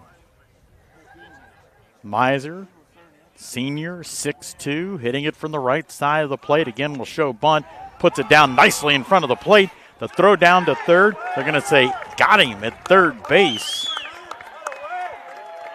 And another bang, bang play. Yeah, again, that call could have gone either way. Umpire calling him out at third base. Catcher did a great job hopping up back there and getting to the ball quickly and firing it over to third base. Hunter Edwards, tremendous job for the senior. Now batting number 18. So runners remain at first and second. Now 1 out.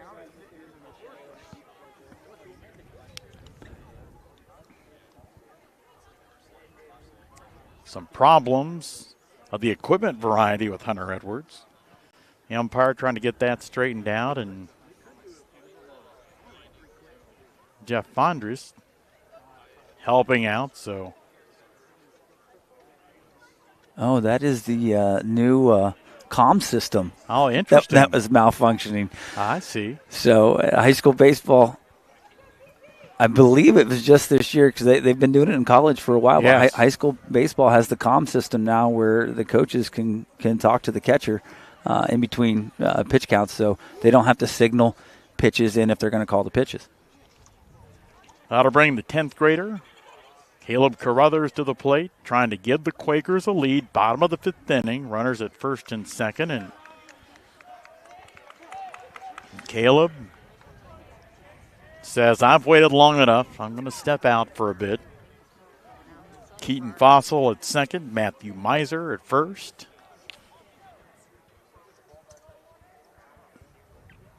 Caleb, the only left-handed bat in the Quaker lineup. Bruno's pitch to him, a swing and a miss.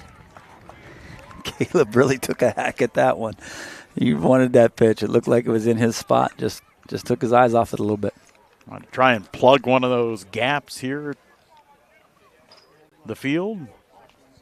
And his first at bat, Caleb grounded out to second. Bruno checking in with Edwards. And the 0-1 pitch, a swing and a miss.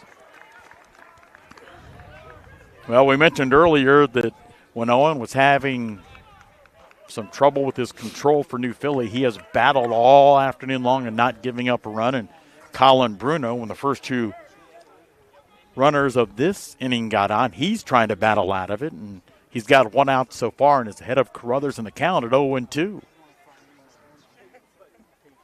Bruno comes set. And the 0-2 pitch, a swing and a miss. So now 2 out with 2 on, and that'll bring Seth Bieber to the plate. Seth, like Carruthers before him, and his only at-bat so far, grounded out to second base. Nathan Leggett for Dover at second.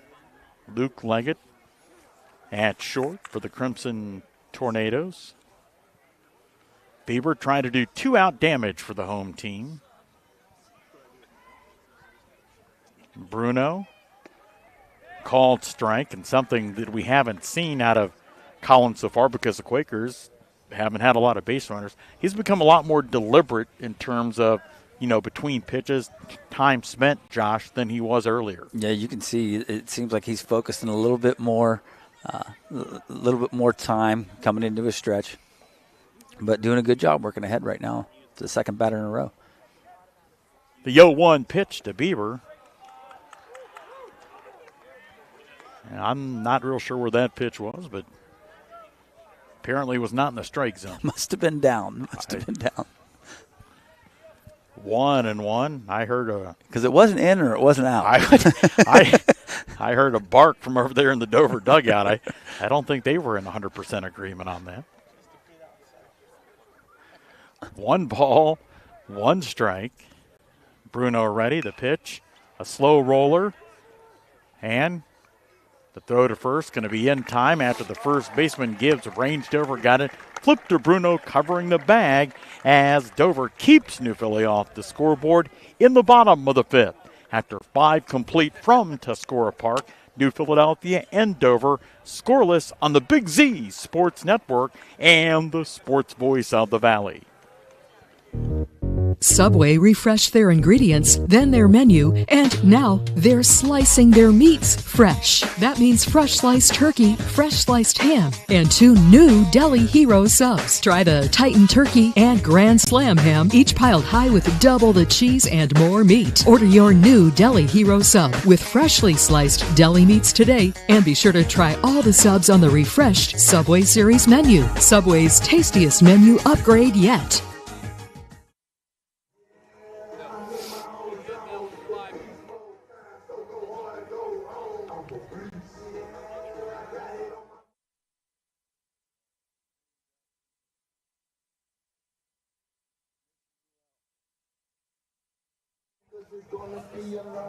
Live. The top of the 6th inning here at Tuscarora Park in New Philadelphia. Owen Courtney's afternoon is over on the mound as he throws 5 shutout innings, and he's going to be replaced by the freshman, Josh, who was outstanding for the Quakers in his varsity debut on Saturday.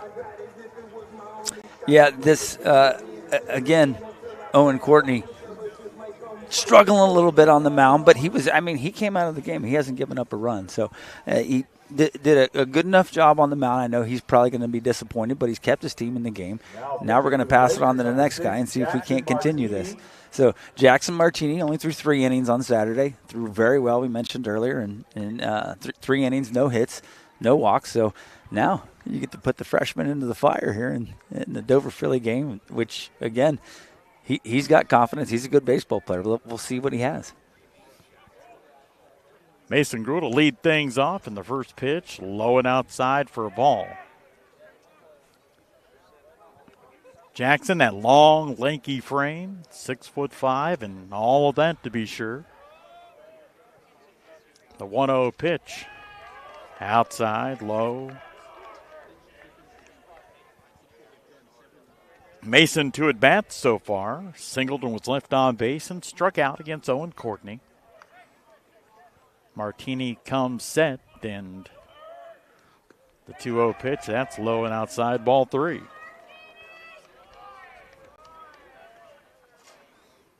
Maybe some jitters here. First time at home, first time against Dover. Just seems to be pulling his shoulder and throwing the ball outside a little bit. 3-0 pitch, ball 4. Top of the 6th inning. Number 7, Aiden Emmel. And Dover, for the 4th time in 6 innings, gets their leadoff runner on. Now to bring Aiden Emmel to the plate. The senior has dropped down a successful sacrifice bunt and popped out to second in his 2 at-bats. Martini's first pitch, bunted but foul down the first base line.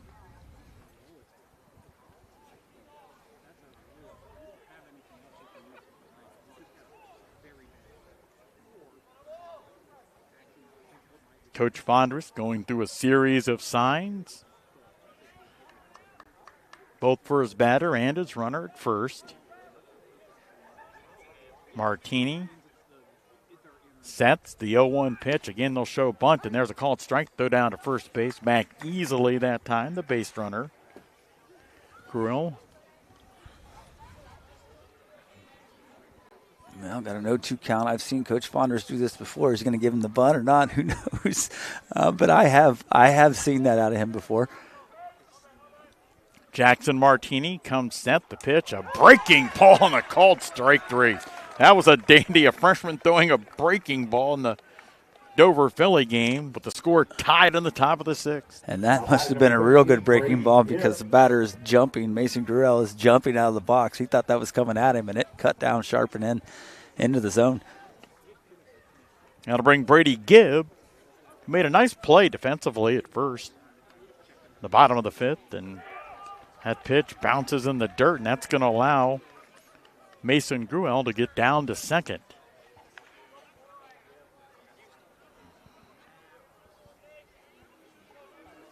Gibb 2 at-bats. Both of those were against Owen Courtney, lined out and fouled out to the first baseman, Keaton Fossil. Martini a look back at second, the 1-0 pitch. Inside, ball 2. Well, that pitch did put Dover in the situation that Coach Fondress wanted to be in. Runner at second base with 1 out.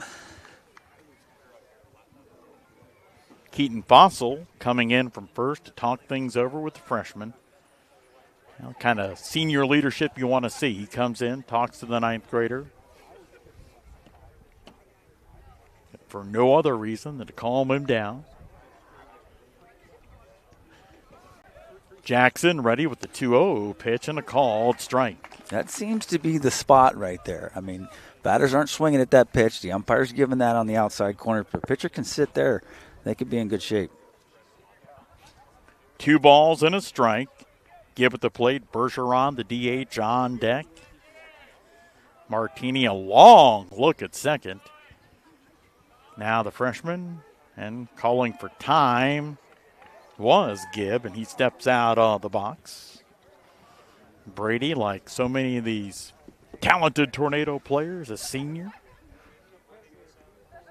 We are scoreless. Dover and New Philly, top of the 6th inning from Tuscarora Park. The 2-1 pitch fouled straight back. 2-2. Batter was on that pitch. That ball was fouled directly back. Just missed the barrel.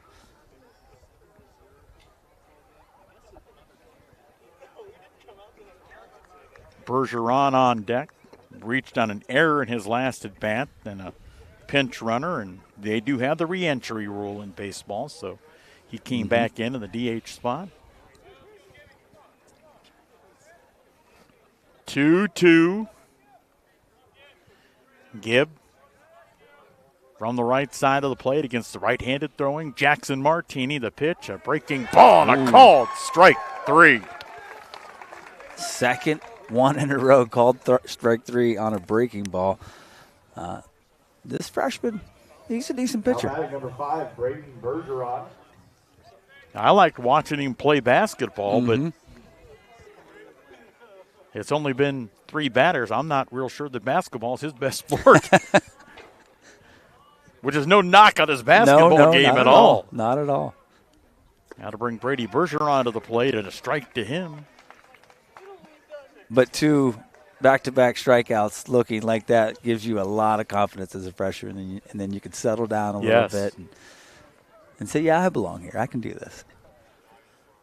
The 0-1 pitch. Boy, his breaking pitch is nasty. That is beautiful.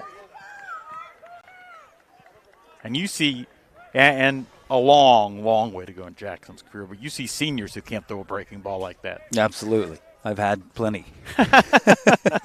No names, please.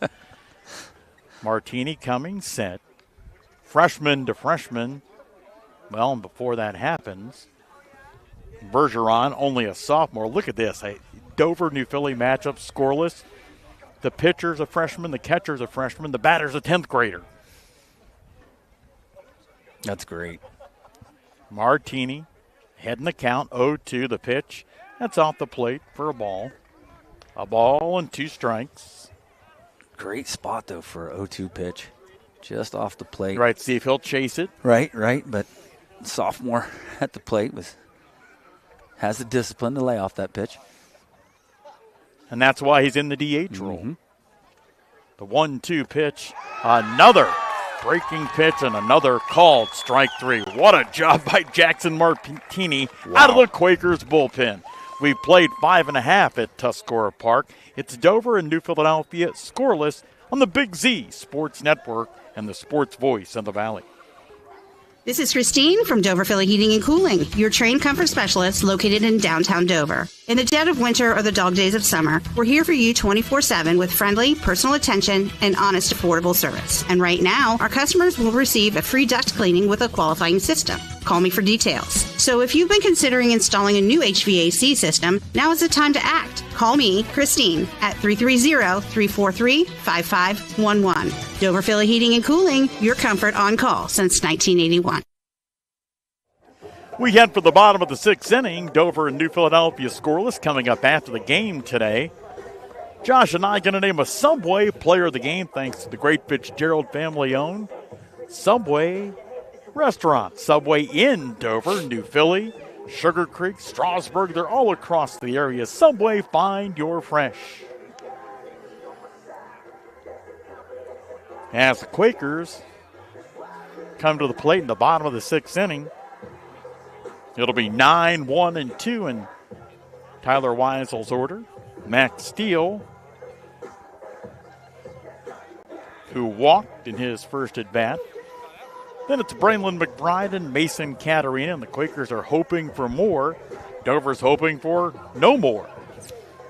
Yeah, just looking at this, Dover's about to turn over the 3rd time through the lineup while New Philadelphia is working on their number 9 hitter for only the 2nd time through the lineup. So certainly Dover's had more opportunities. They've had more runners on base. But we're still sitting here at the bottom of the 6th inning, tied at 0. Now batting number 14, Max That'll be Max Steele to lead things off. And My apologies to Mr. Steele. I said earlier on, probably last inning, that Caleb Carruthers was the only left-handed bat. He's not. It's the first game of the year for me. E on the play-by-play guy. Mac, that slightly open stance from the left side. Bruno has been great today on the mound. His first pitch bounces in the dirt.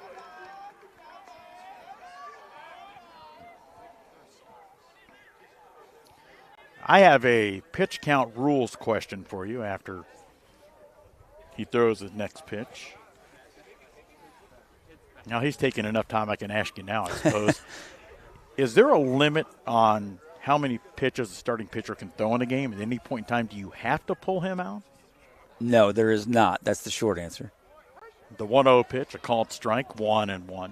There is not, but there's set tiers, and don't ask me to remember exactly what each of them Right. are. But as soon as you reach a threshold of how many pitches you've thrown, then you're required to take 1 day off, Right. 2 days off, and extend it. I think 4 is the maximum days after you've thrown 95 pitches or somewhere around there. The 1-1 pitch, called strike 2. Boy, that had a big bend to it. Certainly did. So you can technically have a pitcher throw 220 pitches, but Right. I don't know if you're going to be a head baseball coach for very long. No, if you you're do not. something like that. Bruno ready in his 1-2 pitch. That's fouled into the dirt as Max Steele will stay alive.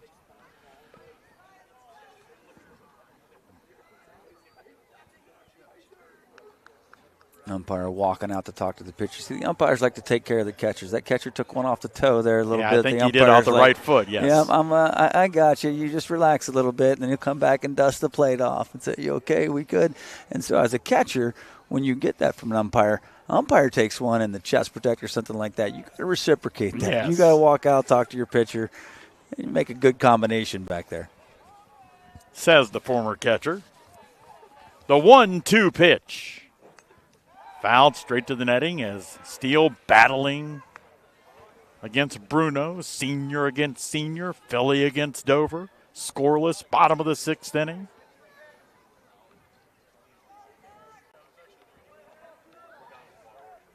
Mac leading things off. Bruno ready on the mound, and the 1-2 pitch. Outside, ball 2. 6 pitches so far in this at-bat. Pretty good at-bat for Max Steele. Bruno checks with Edwards, or gets the pitch calm, and the 2-2 pitch. Mac lines it into left field. That's going to be a base hit, the first one of the day for the Quakers. As I mentioned before, that was a great at-bat with Max Steele fighting. Fought 2 pitches off with 2 strikes, and then just was able, that ball was down and out just a little bit, just stuck his bat out there and flipped it over the third baseman's head. And here we are again with nobody out in first base. Now you got your leadoff hitter at the plate. So the Quakers, for the second consecutive inning, get their leadoff runner on. Steele with a lead at first. He'll be a little more careful because he got picked earlier in the game. McBride showing bunt, pulled the bat back, but that pitch broke into the zone for a strike.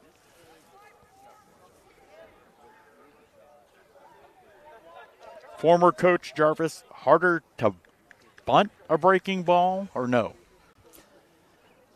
I thought it was easier as a player, honestly, because if you know where the ball's going to end up, you have a little bit more time.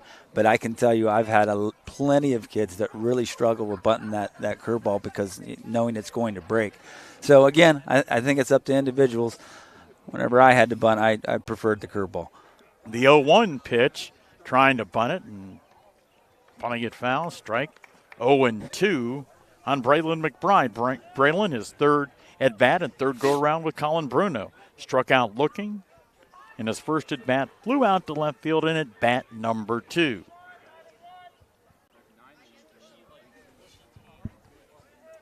Bruno doing some landscaping work in front of the rubber there.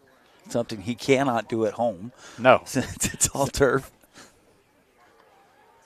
He probably doesn't do any landscaping at his house either. Parents are like, I wish he'd do a little bit of The next pitch, outside, throw down to first base. Max Steele diving in safely. Max Steele was picked off first base earlier today. He certainly doesn't want to have that happen again and have to walk back to Coach Weitzel. I think I might walk behind the Dover dugout and then down to the Quaker dugout if that happened. 1-2. Steele again, creeping off first. Gibb holding him on there. Again, the throw back to first, and that ball actually getting away from the first baseman, Brady Gibb, but he tracks it down, and that ball, even if Mack had gone back in standing, didn't get away far enough for him to be able to advance.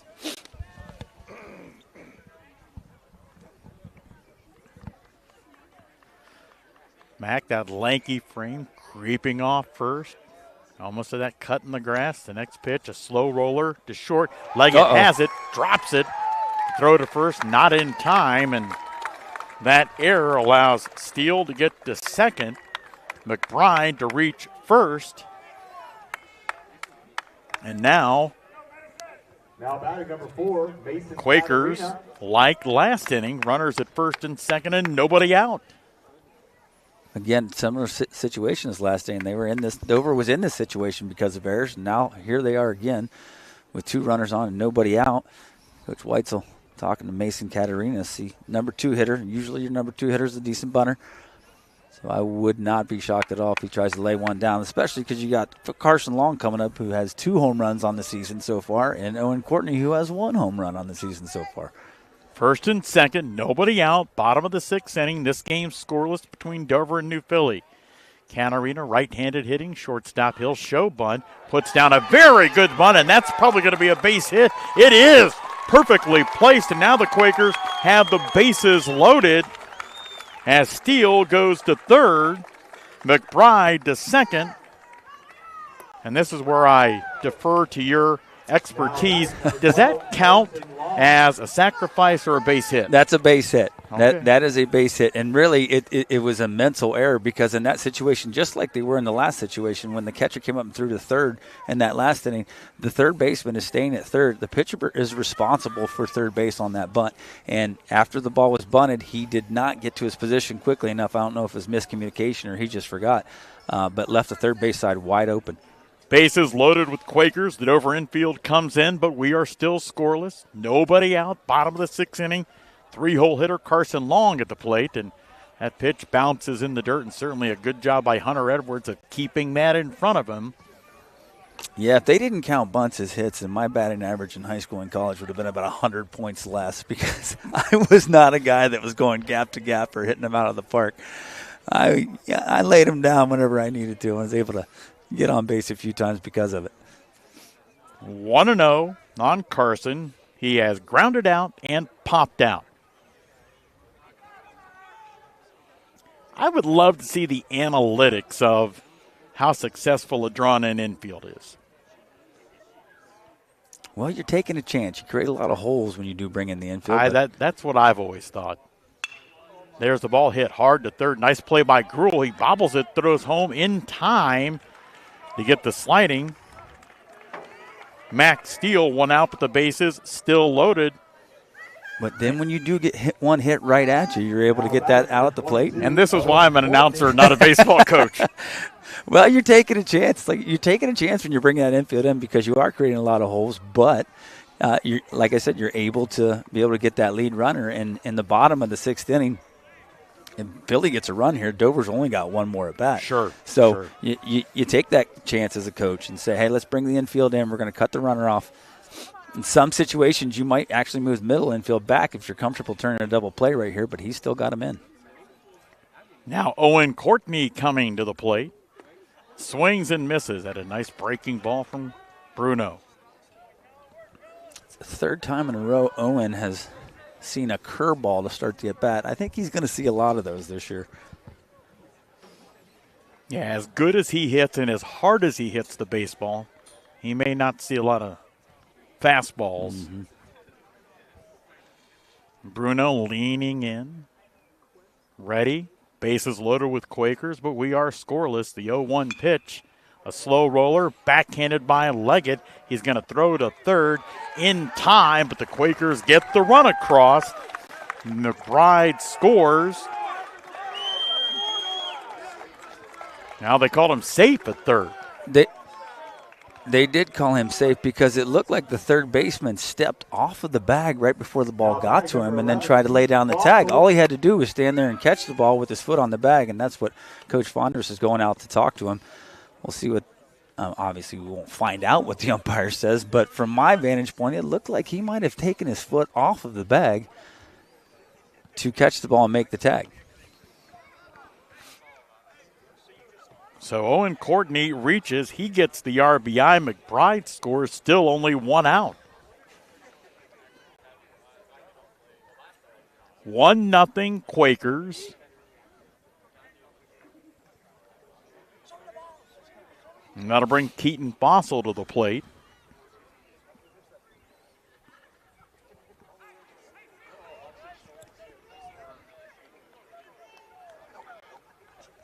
Keaton, 2 at-bats, has struck out and reached on an error. Bruno ready, the pitch to Fossil. Low and outside, great job by Edwards of ranging to his right to stop that ball.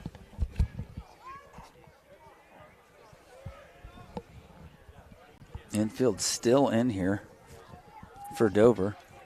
Again, trying to cut that run off at the plate. 1-0. Fossil trying to help the Quakers build what is a 1-run lead. Swings, fouls it off. 1-1 on Keaton. A pretty steady diet of curveballs here in this bottom of the 6th inning here. A lot of times we talk about athletics ranging in families from generations, mom and dad to son or daughter, and Keaton's older sister, a great soccer player, playing collegiately.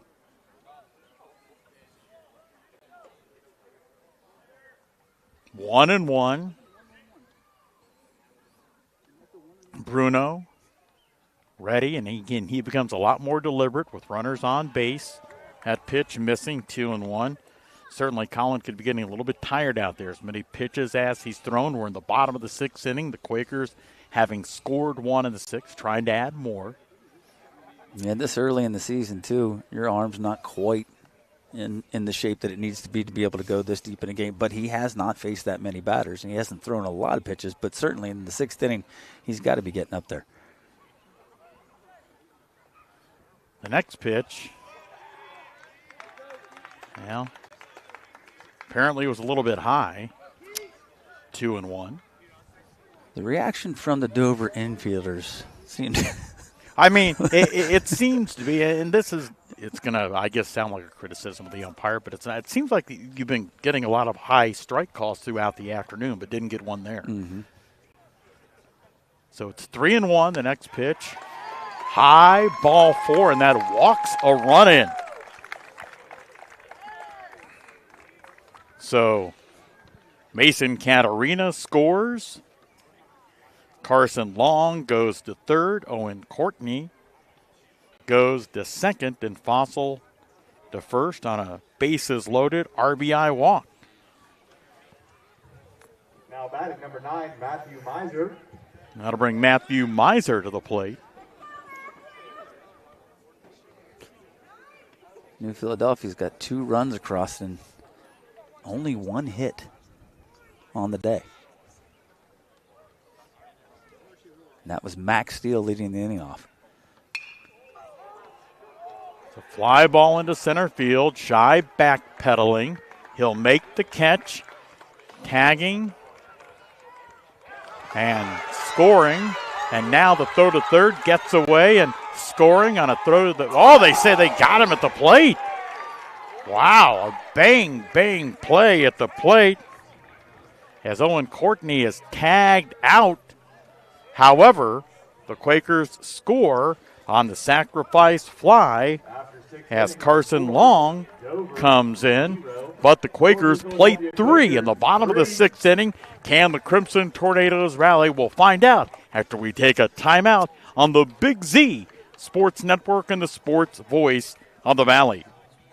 This is Nathan Kemp with Kemp Insurance. Contact us today for all your auto, home, farm, and commercial insurance needs. We're proud to have been your local hometown agents for over 35 years and look forward to helping you see the difference local agents can make for you. Kemp Insurance on East High Avenue in New Philadelphia. This is Don Kemp with Kemp Insurance. Whether it's repair work from a fender bender, the after effects of a powerful storm, or a life-changing moment like a house fire, Kemp Insurance is here to provide unmatched customer service. Kemp Insurance, your local hometown agents for over 35 years. The 7th inning is here in New Philadelphia. Plays 3 in the bottom of the 6th inning. Now, they did have a pair of hits in the inning. Max Steele led it off with a single. Mason Catarina reached on a bunt single. But none of the runs scored because of the base hits. Yeah, I made a mistake last inning saying no, they only had one hit, but you literally asked me the question, is that scored as a hit? Yeah, certainly Mason Catarina did a great job bunting the ball down the third base line. The 3 RBIs came via a fielder's choice and an RBI, a walk of the bases loaded variety and an RBI, and a sacrifice fly and an RBI. So Dover needing some runs here in the top of the 7th. It'll be Nathan Leggett, Caden Shy, and Luke Leggett to hit for Jeff Bonnery's team. Jackson Martini, the freshman, on the mound. First pitch called strike. Boy, Jackson has been very impressive. With the exception of that first batter, he's walked 4 straight. He has buckled down. 0-1. Leggett has flown out in both of his at-bats. He gets a bat on one of those breaking pitches and fouls it off. By the way, when you come to Tuscarora Park this year, they have the temporary stands here because of the new design of the field. If you sit in some of the lower level, those original seats, you're not going to be able to see too much on the field. The next pitch, that bounces in the dirt. Yeah, they got plans to bring in bleachers. Yes. There's going to be a platform just at the very top of that wall, and they're going to extend up, and they're taking these permanent bleachers out. They got a lot of big plans for this field. It's going to look beautiful, and Tuscarora Park has always been a great place to play, but making some improvements here. New dugouts coming here for next year. Just a lot going on down here. 1-2 on Nathan Leggett. The Leggett duo defensively up the middle for the Crimson Tornadoes. Nathan, the senior, plays second. Luke, the sophomore, plays short. And Luke will be another Tornado batter coming up later on in the inning. The 1-2 pitch just misses off the plate, 2-2. Great spot for that pitch. Just a little outside. 2 balls, 2 strikes. Martini will come set. He's a freshman. The catcher, Jack Range, a freshman. The pitch, it bounces foul off the bat of Nathan Leggett. And you've seen way more high school baseball for sure over the years, Josh, than I have. But to see a ninth grader be able to throw that breaking pitch, so effectively and not be afraid to throw it, which he's done in key situations since he came in last inning. Yeah, this is not usual for a freshman to have this much poise and be able to. The 2-2 pitch, fouled at the plate. To be able to throw like this, and I know we talked about it on Saturday a little bit, but rarely do you ever see a freshman on the mound and a freshman behind the plate. Yes. And that's what they saw on Saturday for 3 innings, and that's what we're getting to see today for at least 2 innings. The count lingering at 2-2. Nathan Leggett set at the plate. The pitch just off the plate, ball 3. Again, looked like the same spot, just barely outside. Bring it to a full count. Dover looking for base runners. Certainly need that, trailing 3-0. The 3-2 pitch. Long foul ball down the right field line and out of play.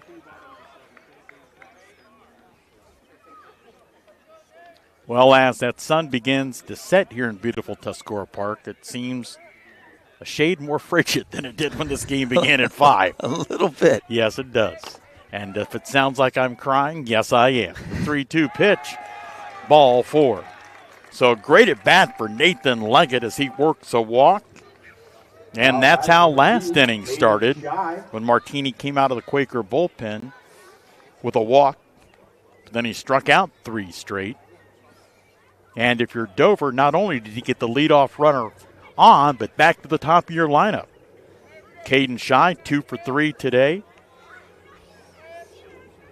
Jackson Martini glances at Nathan Leggett at first. The pitch called strike inside part of the plate. And while we've talked about certainly the great pitches that Jackson has thrown, he's shown tremendous poise out there for a 9th grader in this situation. The 0-1 pitch just outside, ball 1, 1-1. He really has so far. And, even in this situation here, you got a runner on first base. That's not the guy you're worried about, though. They still need to get a few more on base for that to be an issue. The 1-1 pitch, another great breaking ball. 1-2. I know we've said it a couple times, but it is very rare to see a freshman that has a hook like that. He's been impressive. Martini ready. The 1-2 pitch, that's outside and off the glove of Jack Rangel. Good to the backstop, and that'll allow Nathan Leggett to hustle down to second and be in scoring position.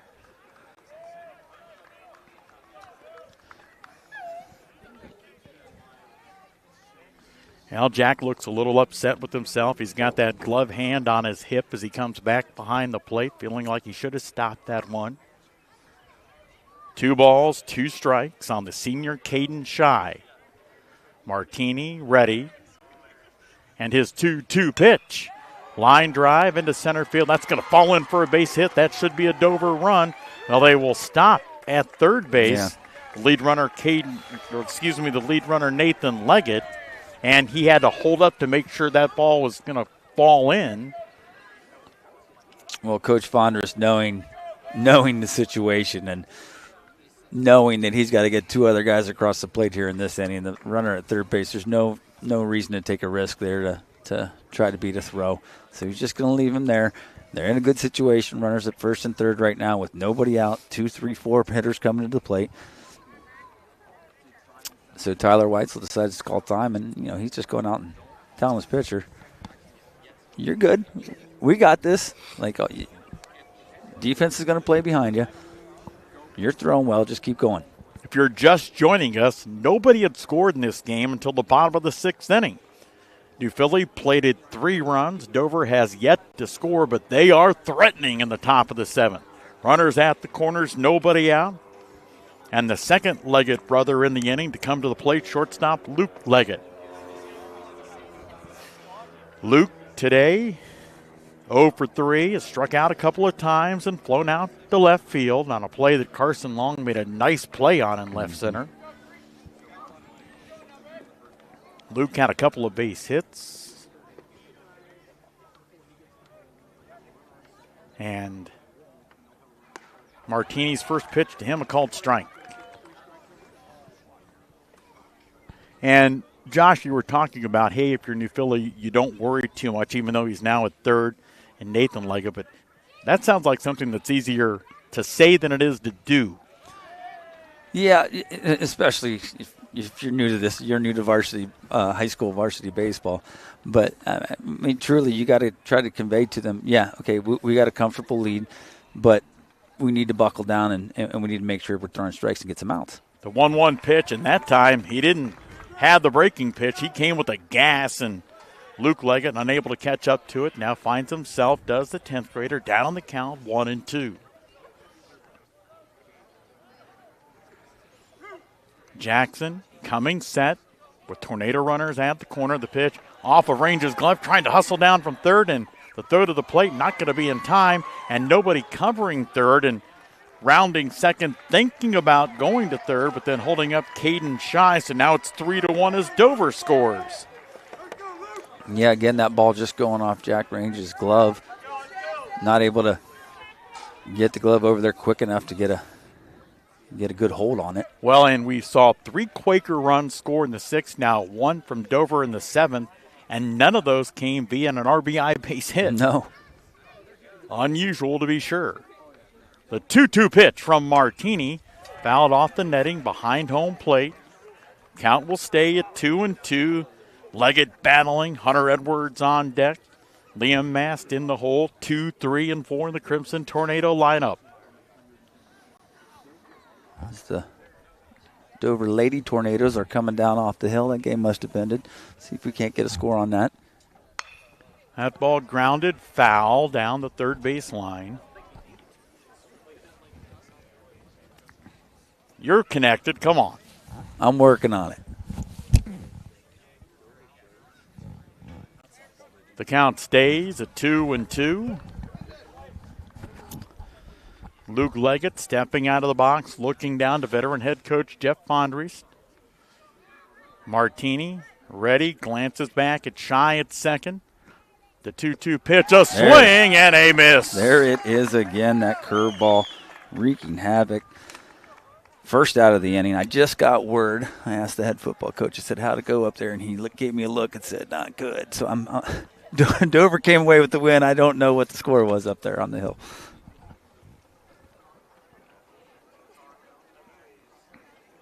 So 4 strikeouts for Jackson Martini. And he is going to come out.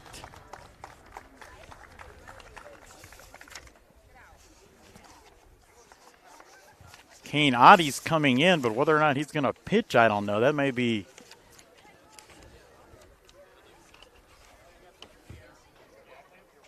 Tyler Weisel coming to the home plate umpire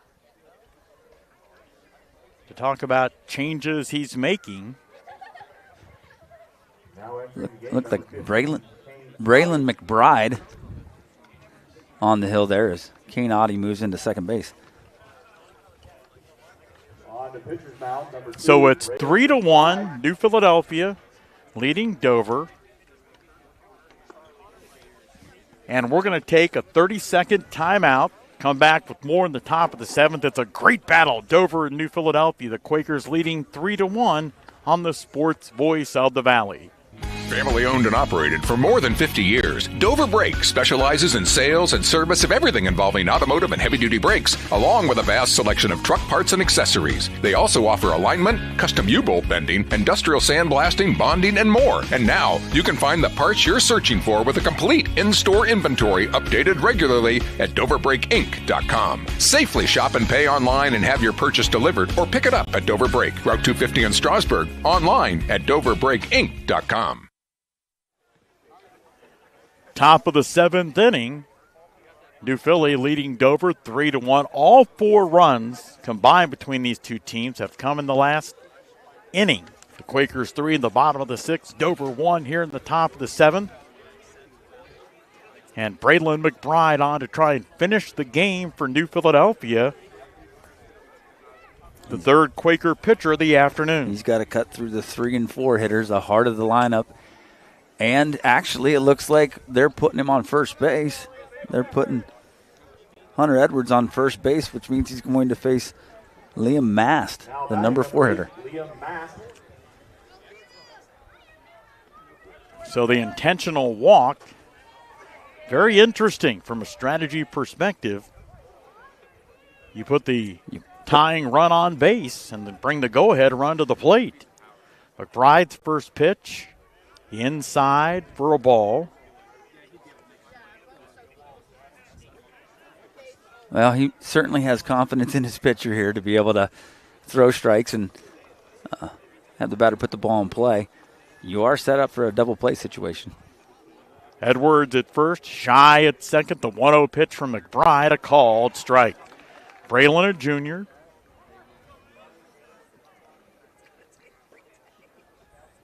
We were talking earlier about Seth Bieber's ability to play different infield spots. Braylon can do that as well. Right now, his most important spot is on the mound. He's ready. The 1-1 pitch, low, ball 2.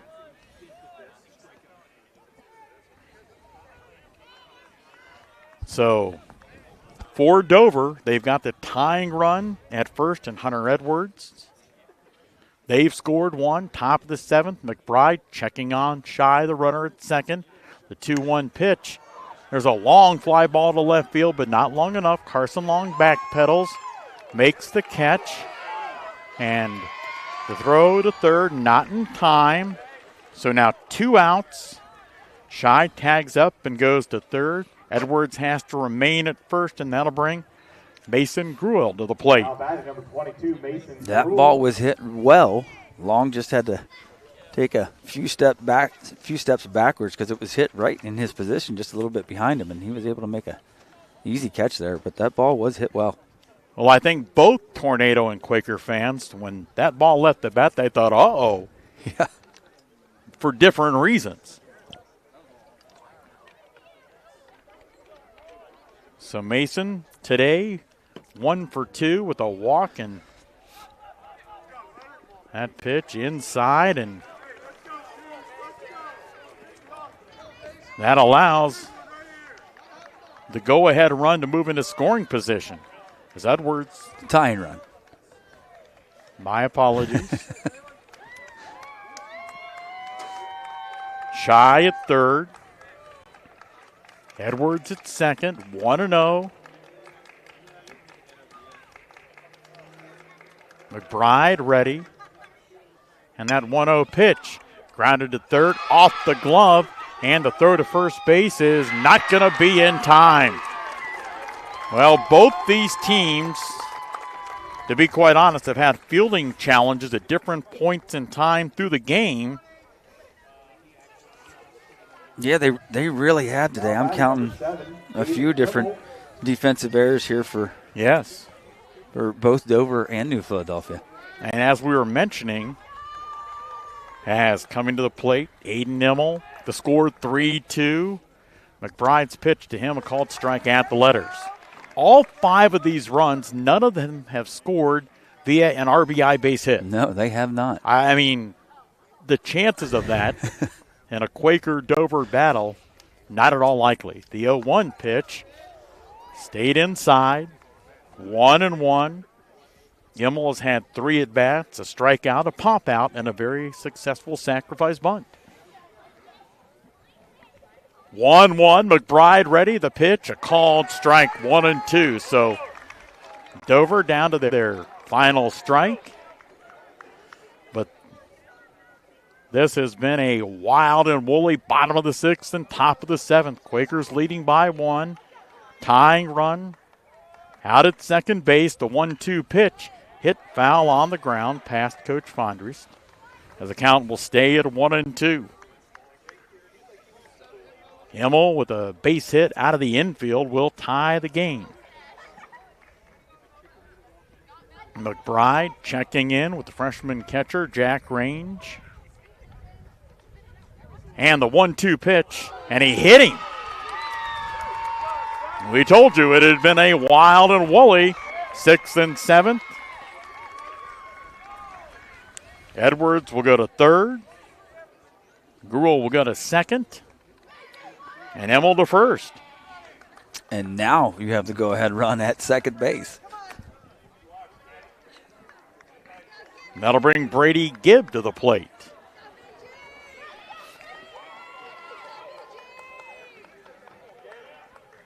Well, we've gone long enough now that the lights are on at Tuscarora Park. Yeah.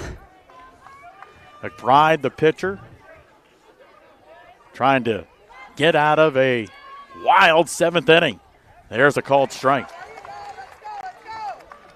We are just 2 hours and 7 minutes into this game now.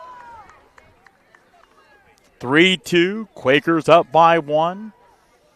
Dover trying to battle back and tie this game or take the lead. McBride ready with the 0-1 pitch. Jack Range, a good job of knocking one in the dirt down. The count stays at 1-1. The tying run at third, and Hunter Edwards. Mason Gruel is at second at first base, Aiden Immel. 1-1 the count. McBride ready. And the 1-1 pitch, a swing and a miss. And for the second time in the inning, Dover's down to their final strike. 1 ball, 2 strikes. McBride steps to the back of the mound, now climbs onto the rubber from the stretch. Gibb trying to extend the inning for the Crimson Tornadoes. McBride with the 1-2 pitch. A called strike 3 to end the game. And New Philadelphia in dramatic fashion hangs on for the 3-2 win. Our high school baseball postgame show is coming up next on Big Z Sports Network and the sports voice of the Valley. H&M Collision is conveniently located just off the boulevard in Dover and invites you to experience their unmatched customer service the next time you're in need of collision repair. H&M Collision will offer the highest standards in the industry using state-of-the-art equipment to complete each repair by the book, never compromising on quality and keeping your safety and satisfaction their top priority. When you need premium auto body services, trust H&M Collision where you're treated like family. Everyone stop what you're doing and listen up. Wendy's always crafts their hamburgers with fresh beef. That's just burger basics, people. The result? Hot and juicy hamburgers made fresh for you, not waiting for you. It's just like they say, the perfect hamburger waits for no one. 'Cause freshness doesn't do waiting. When it's made fresh just for you, gotta be Wendy's. Fresh beef available in the contiguous U.S., Alaska, and Canada. Not available in Hawaii. T-County Boxing Academy professional boxer Andre Sugar Dre Donovan is back in action Saturday, April 19th, fighting for the ABO Bantamweight Championship at the Meadows Casino in Washington, Pennsylvania. Tickets are available at Day One Cuts on Monroe Avenue in New Philadelphia or on Sugar Dre's Facebook and Instagram pages. Plus, the T-County Boxing Academy is offering their youth classes starting in April and are open to boys and girls ages 8 to 15. Classes are Mondays, Wednesdays, and Fridays, $10 each or $65 for the whole month.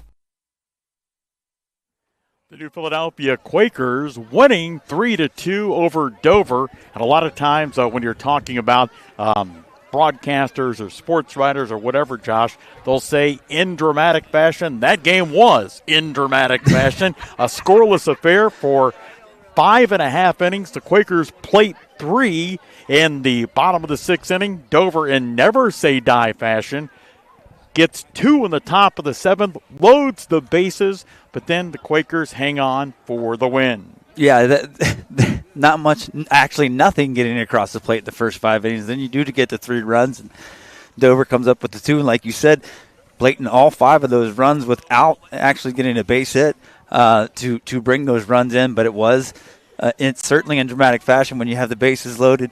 You had Dover was down to their last strike twice, and they were able to get one guy on, but not the other guy. A big victory as the Quakers improved to 2-0 on the season. Dover slipping 2-1-1 on the campaign. And the same 2 teams will be right back at it coming up tomorrow, joined by winning New Philadelphia head coach Tyler Weisel. And, Coach, when we talk about dramatic with the flair wins, your team does it today. Man, that was exciting. I tell you what, those guys across the field, they're good. Colin Bruno, he shoved against us today. We got some timely hitting Max Steele in the 6th. Got some things go our way. I mean, I didn't expect anything less, let's be honest. Coach, tell us a little bit about, we've got to pick a Subway player of the game, which is kind of hard, to be honest, but how about that freshman coming in, striking out 4, all on breaking balls? Man, Jamar, man, he was big. We got him out Saturday for a start. He felt great today. Logan Moore, him on pitching coach, is like, he's the move. Okay, you're the guy. Let's do it. And he was big. We got him out of the game. We went to a little more veteran presence with Braylon McBride, and we got the job done. Now, Coach, you get 3 runs. You're thinking, okay, let's get these last 3 outs and go home a winner. Does that add gray hairs to a coach's head when the game finishes the way it did? Man, before too long, I'm going to look like Josh Jarvis over here. Oh, wow. But, very true. Coach, through the first 2 games of the year, obviously you like the wins most about your team. Breaking that down individually, what do you like best from what you've seen through your team through just 2 games? Man, our pitching's been phenomenal. And obviously that shows today. We win big on Saturday. Pitching was great that day. We threw a ton of strikes. Owen didn't have his best stuff early. He battled back. He got us out of a couple jams early. You know, we expect that out of Owen. You know, he don't bat an eye. It doesn't matter what's up. It could be Barry Bonds step out there to the bases loaded, and he's going to throw an inside fastball. Our pitching's been phenomenal. Hitting's going to come. We don't have many at-bats in us. We only got 2 games of at-bats, so that's going to come with it. I told the hitters that's the game right there. Hey, some days it'll be like that. We had to kind of tooth and claw and fight at it, and, we got a couple things go our way, and you know what? Quite frankly, that's baseball. Coach, congratulations on a big win, and no rest for the weary. You'll be, if Mother Nature allows it, over in Dover tomorrow. Absolutely. Can't wait. Another win for the Quakers as they go to 2-0 on the season, knocking off arch rival Dover 3-2. My thanks this afternoon to our color analyst, Josh Jarvis. Josh, before we wrap things up, it's kind of challenging. Who we have to name somebody as our Subway player of the game. Listen, look, Jackson Martini coming in there and striking out 4 guys, but it was a little bit of everything. I'm kind of leaning towards Max Steele. He's the one that got that 3-run started. He's only had 2 at-bats, walked once. He was 1 for 1, so he got on base twice. Jackson did a great job. Owen battled. Like Coach said, he didn't have his best stuff, but he battled. You know what? I think it's okay to say side with you. I go for the freshman Jackson Martini. He comes out of the bullpen in the Dover-New Philadelphia game. I'm sorry if you're a Quaker fan, the New Philly-Dover game. Everybody can get a little touchy about that. You come in and you strike out 4 out of the bullpen in a scoreless game. That's impressive stuff. Well, I think one of the most impressive things was he comes in and he walks the first batter on 4 straight pitches. Then the next 3 hitters, he doesn't only strike them out. He strikes them out looking. Yes. And a couple of them were bailing out of the way. So, that curveball that we were talking about earlier, it was on today, and he strikes out those 3 guys right there in the top of the 6th inning, all backwards Ks, all looking. So I'm with you on that one, Jackson Martini. Certainly, Jackson Martini, congratulations to that talented young 9th grader, our Subway player of the game. Again, our thanks this afternoon to Claxon Communications and their production team, along with my color analyst, Josh Jarvis, and most of all, thank you for watching today. New Philadelphia and Dover battling, and they're right back at it tomorrow. The Quakers win 3-2. I'm Bill Morgan, and I'll see you at a game. High school baseball and softball with Big Z Sports and WJER Radio in partnership with Claxon Communications is brought to you by Dover Break, your local Wendy's restaurants, Dover Philly Heating and Cooling, Kemp Insurance, the ECO Educational Service Center, T-County Boxing Academy, and Dumont's. Special thanks to our scoreboard sponsor, your local McDonald's restaurants, and to Subway, sponsor of the WJER Subway Player of the Game. Now let's go live to the field for all of today's play-by-play action. Here are your announcers.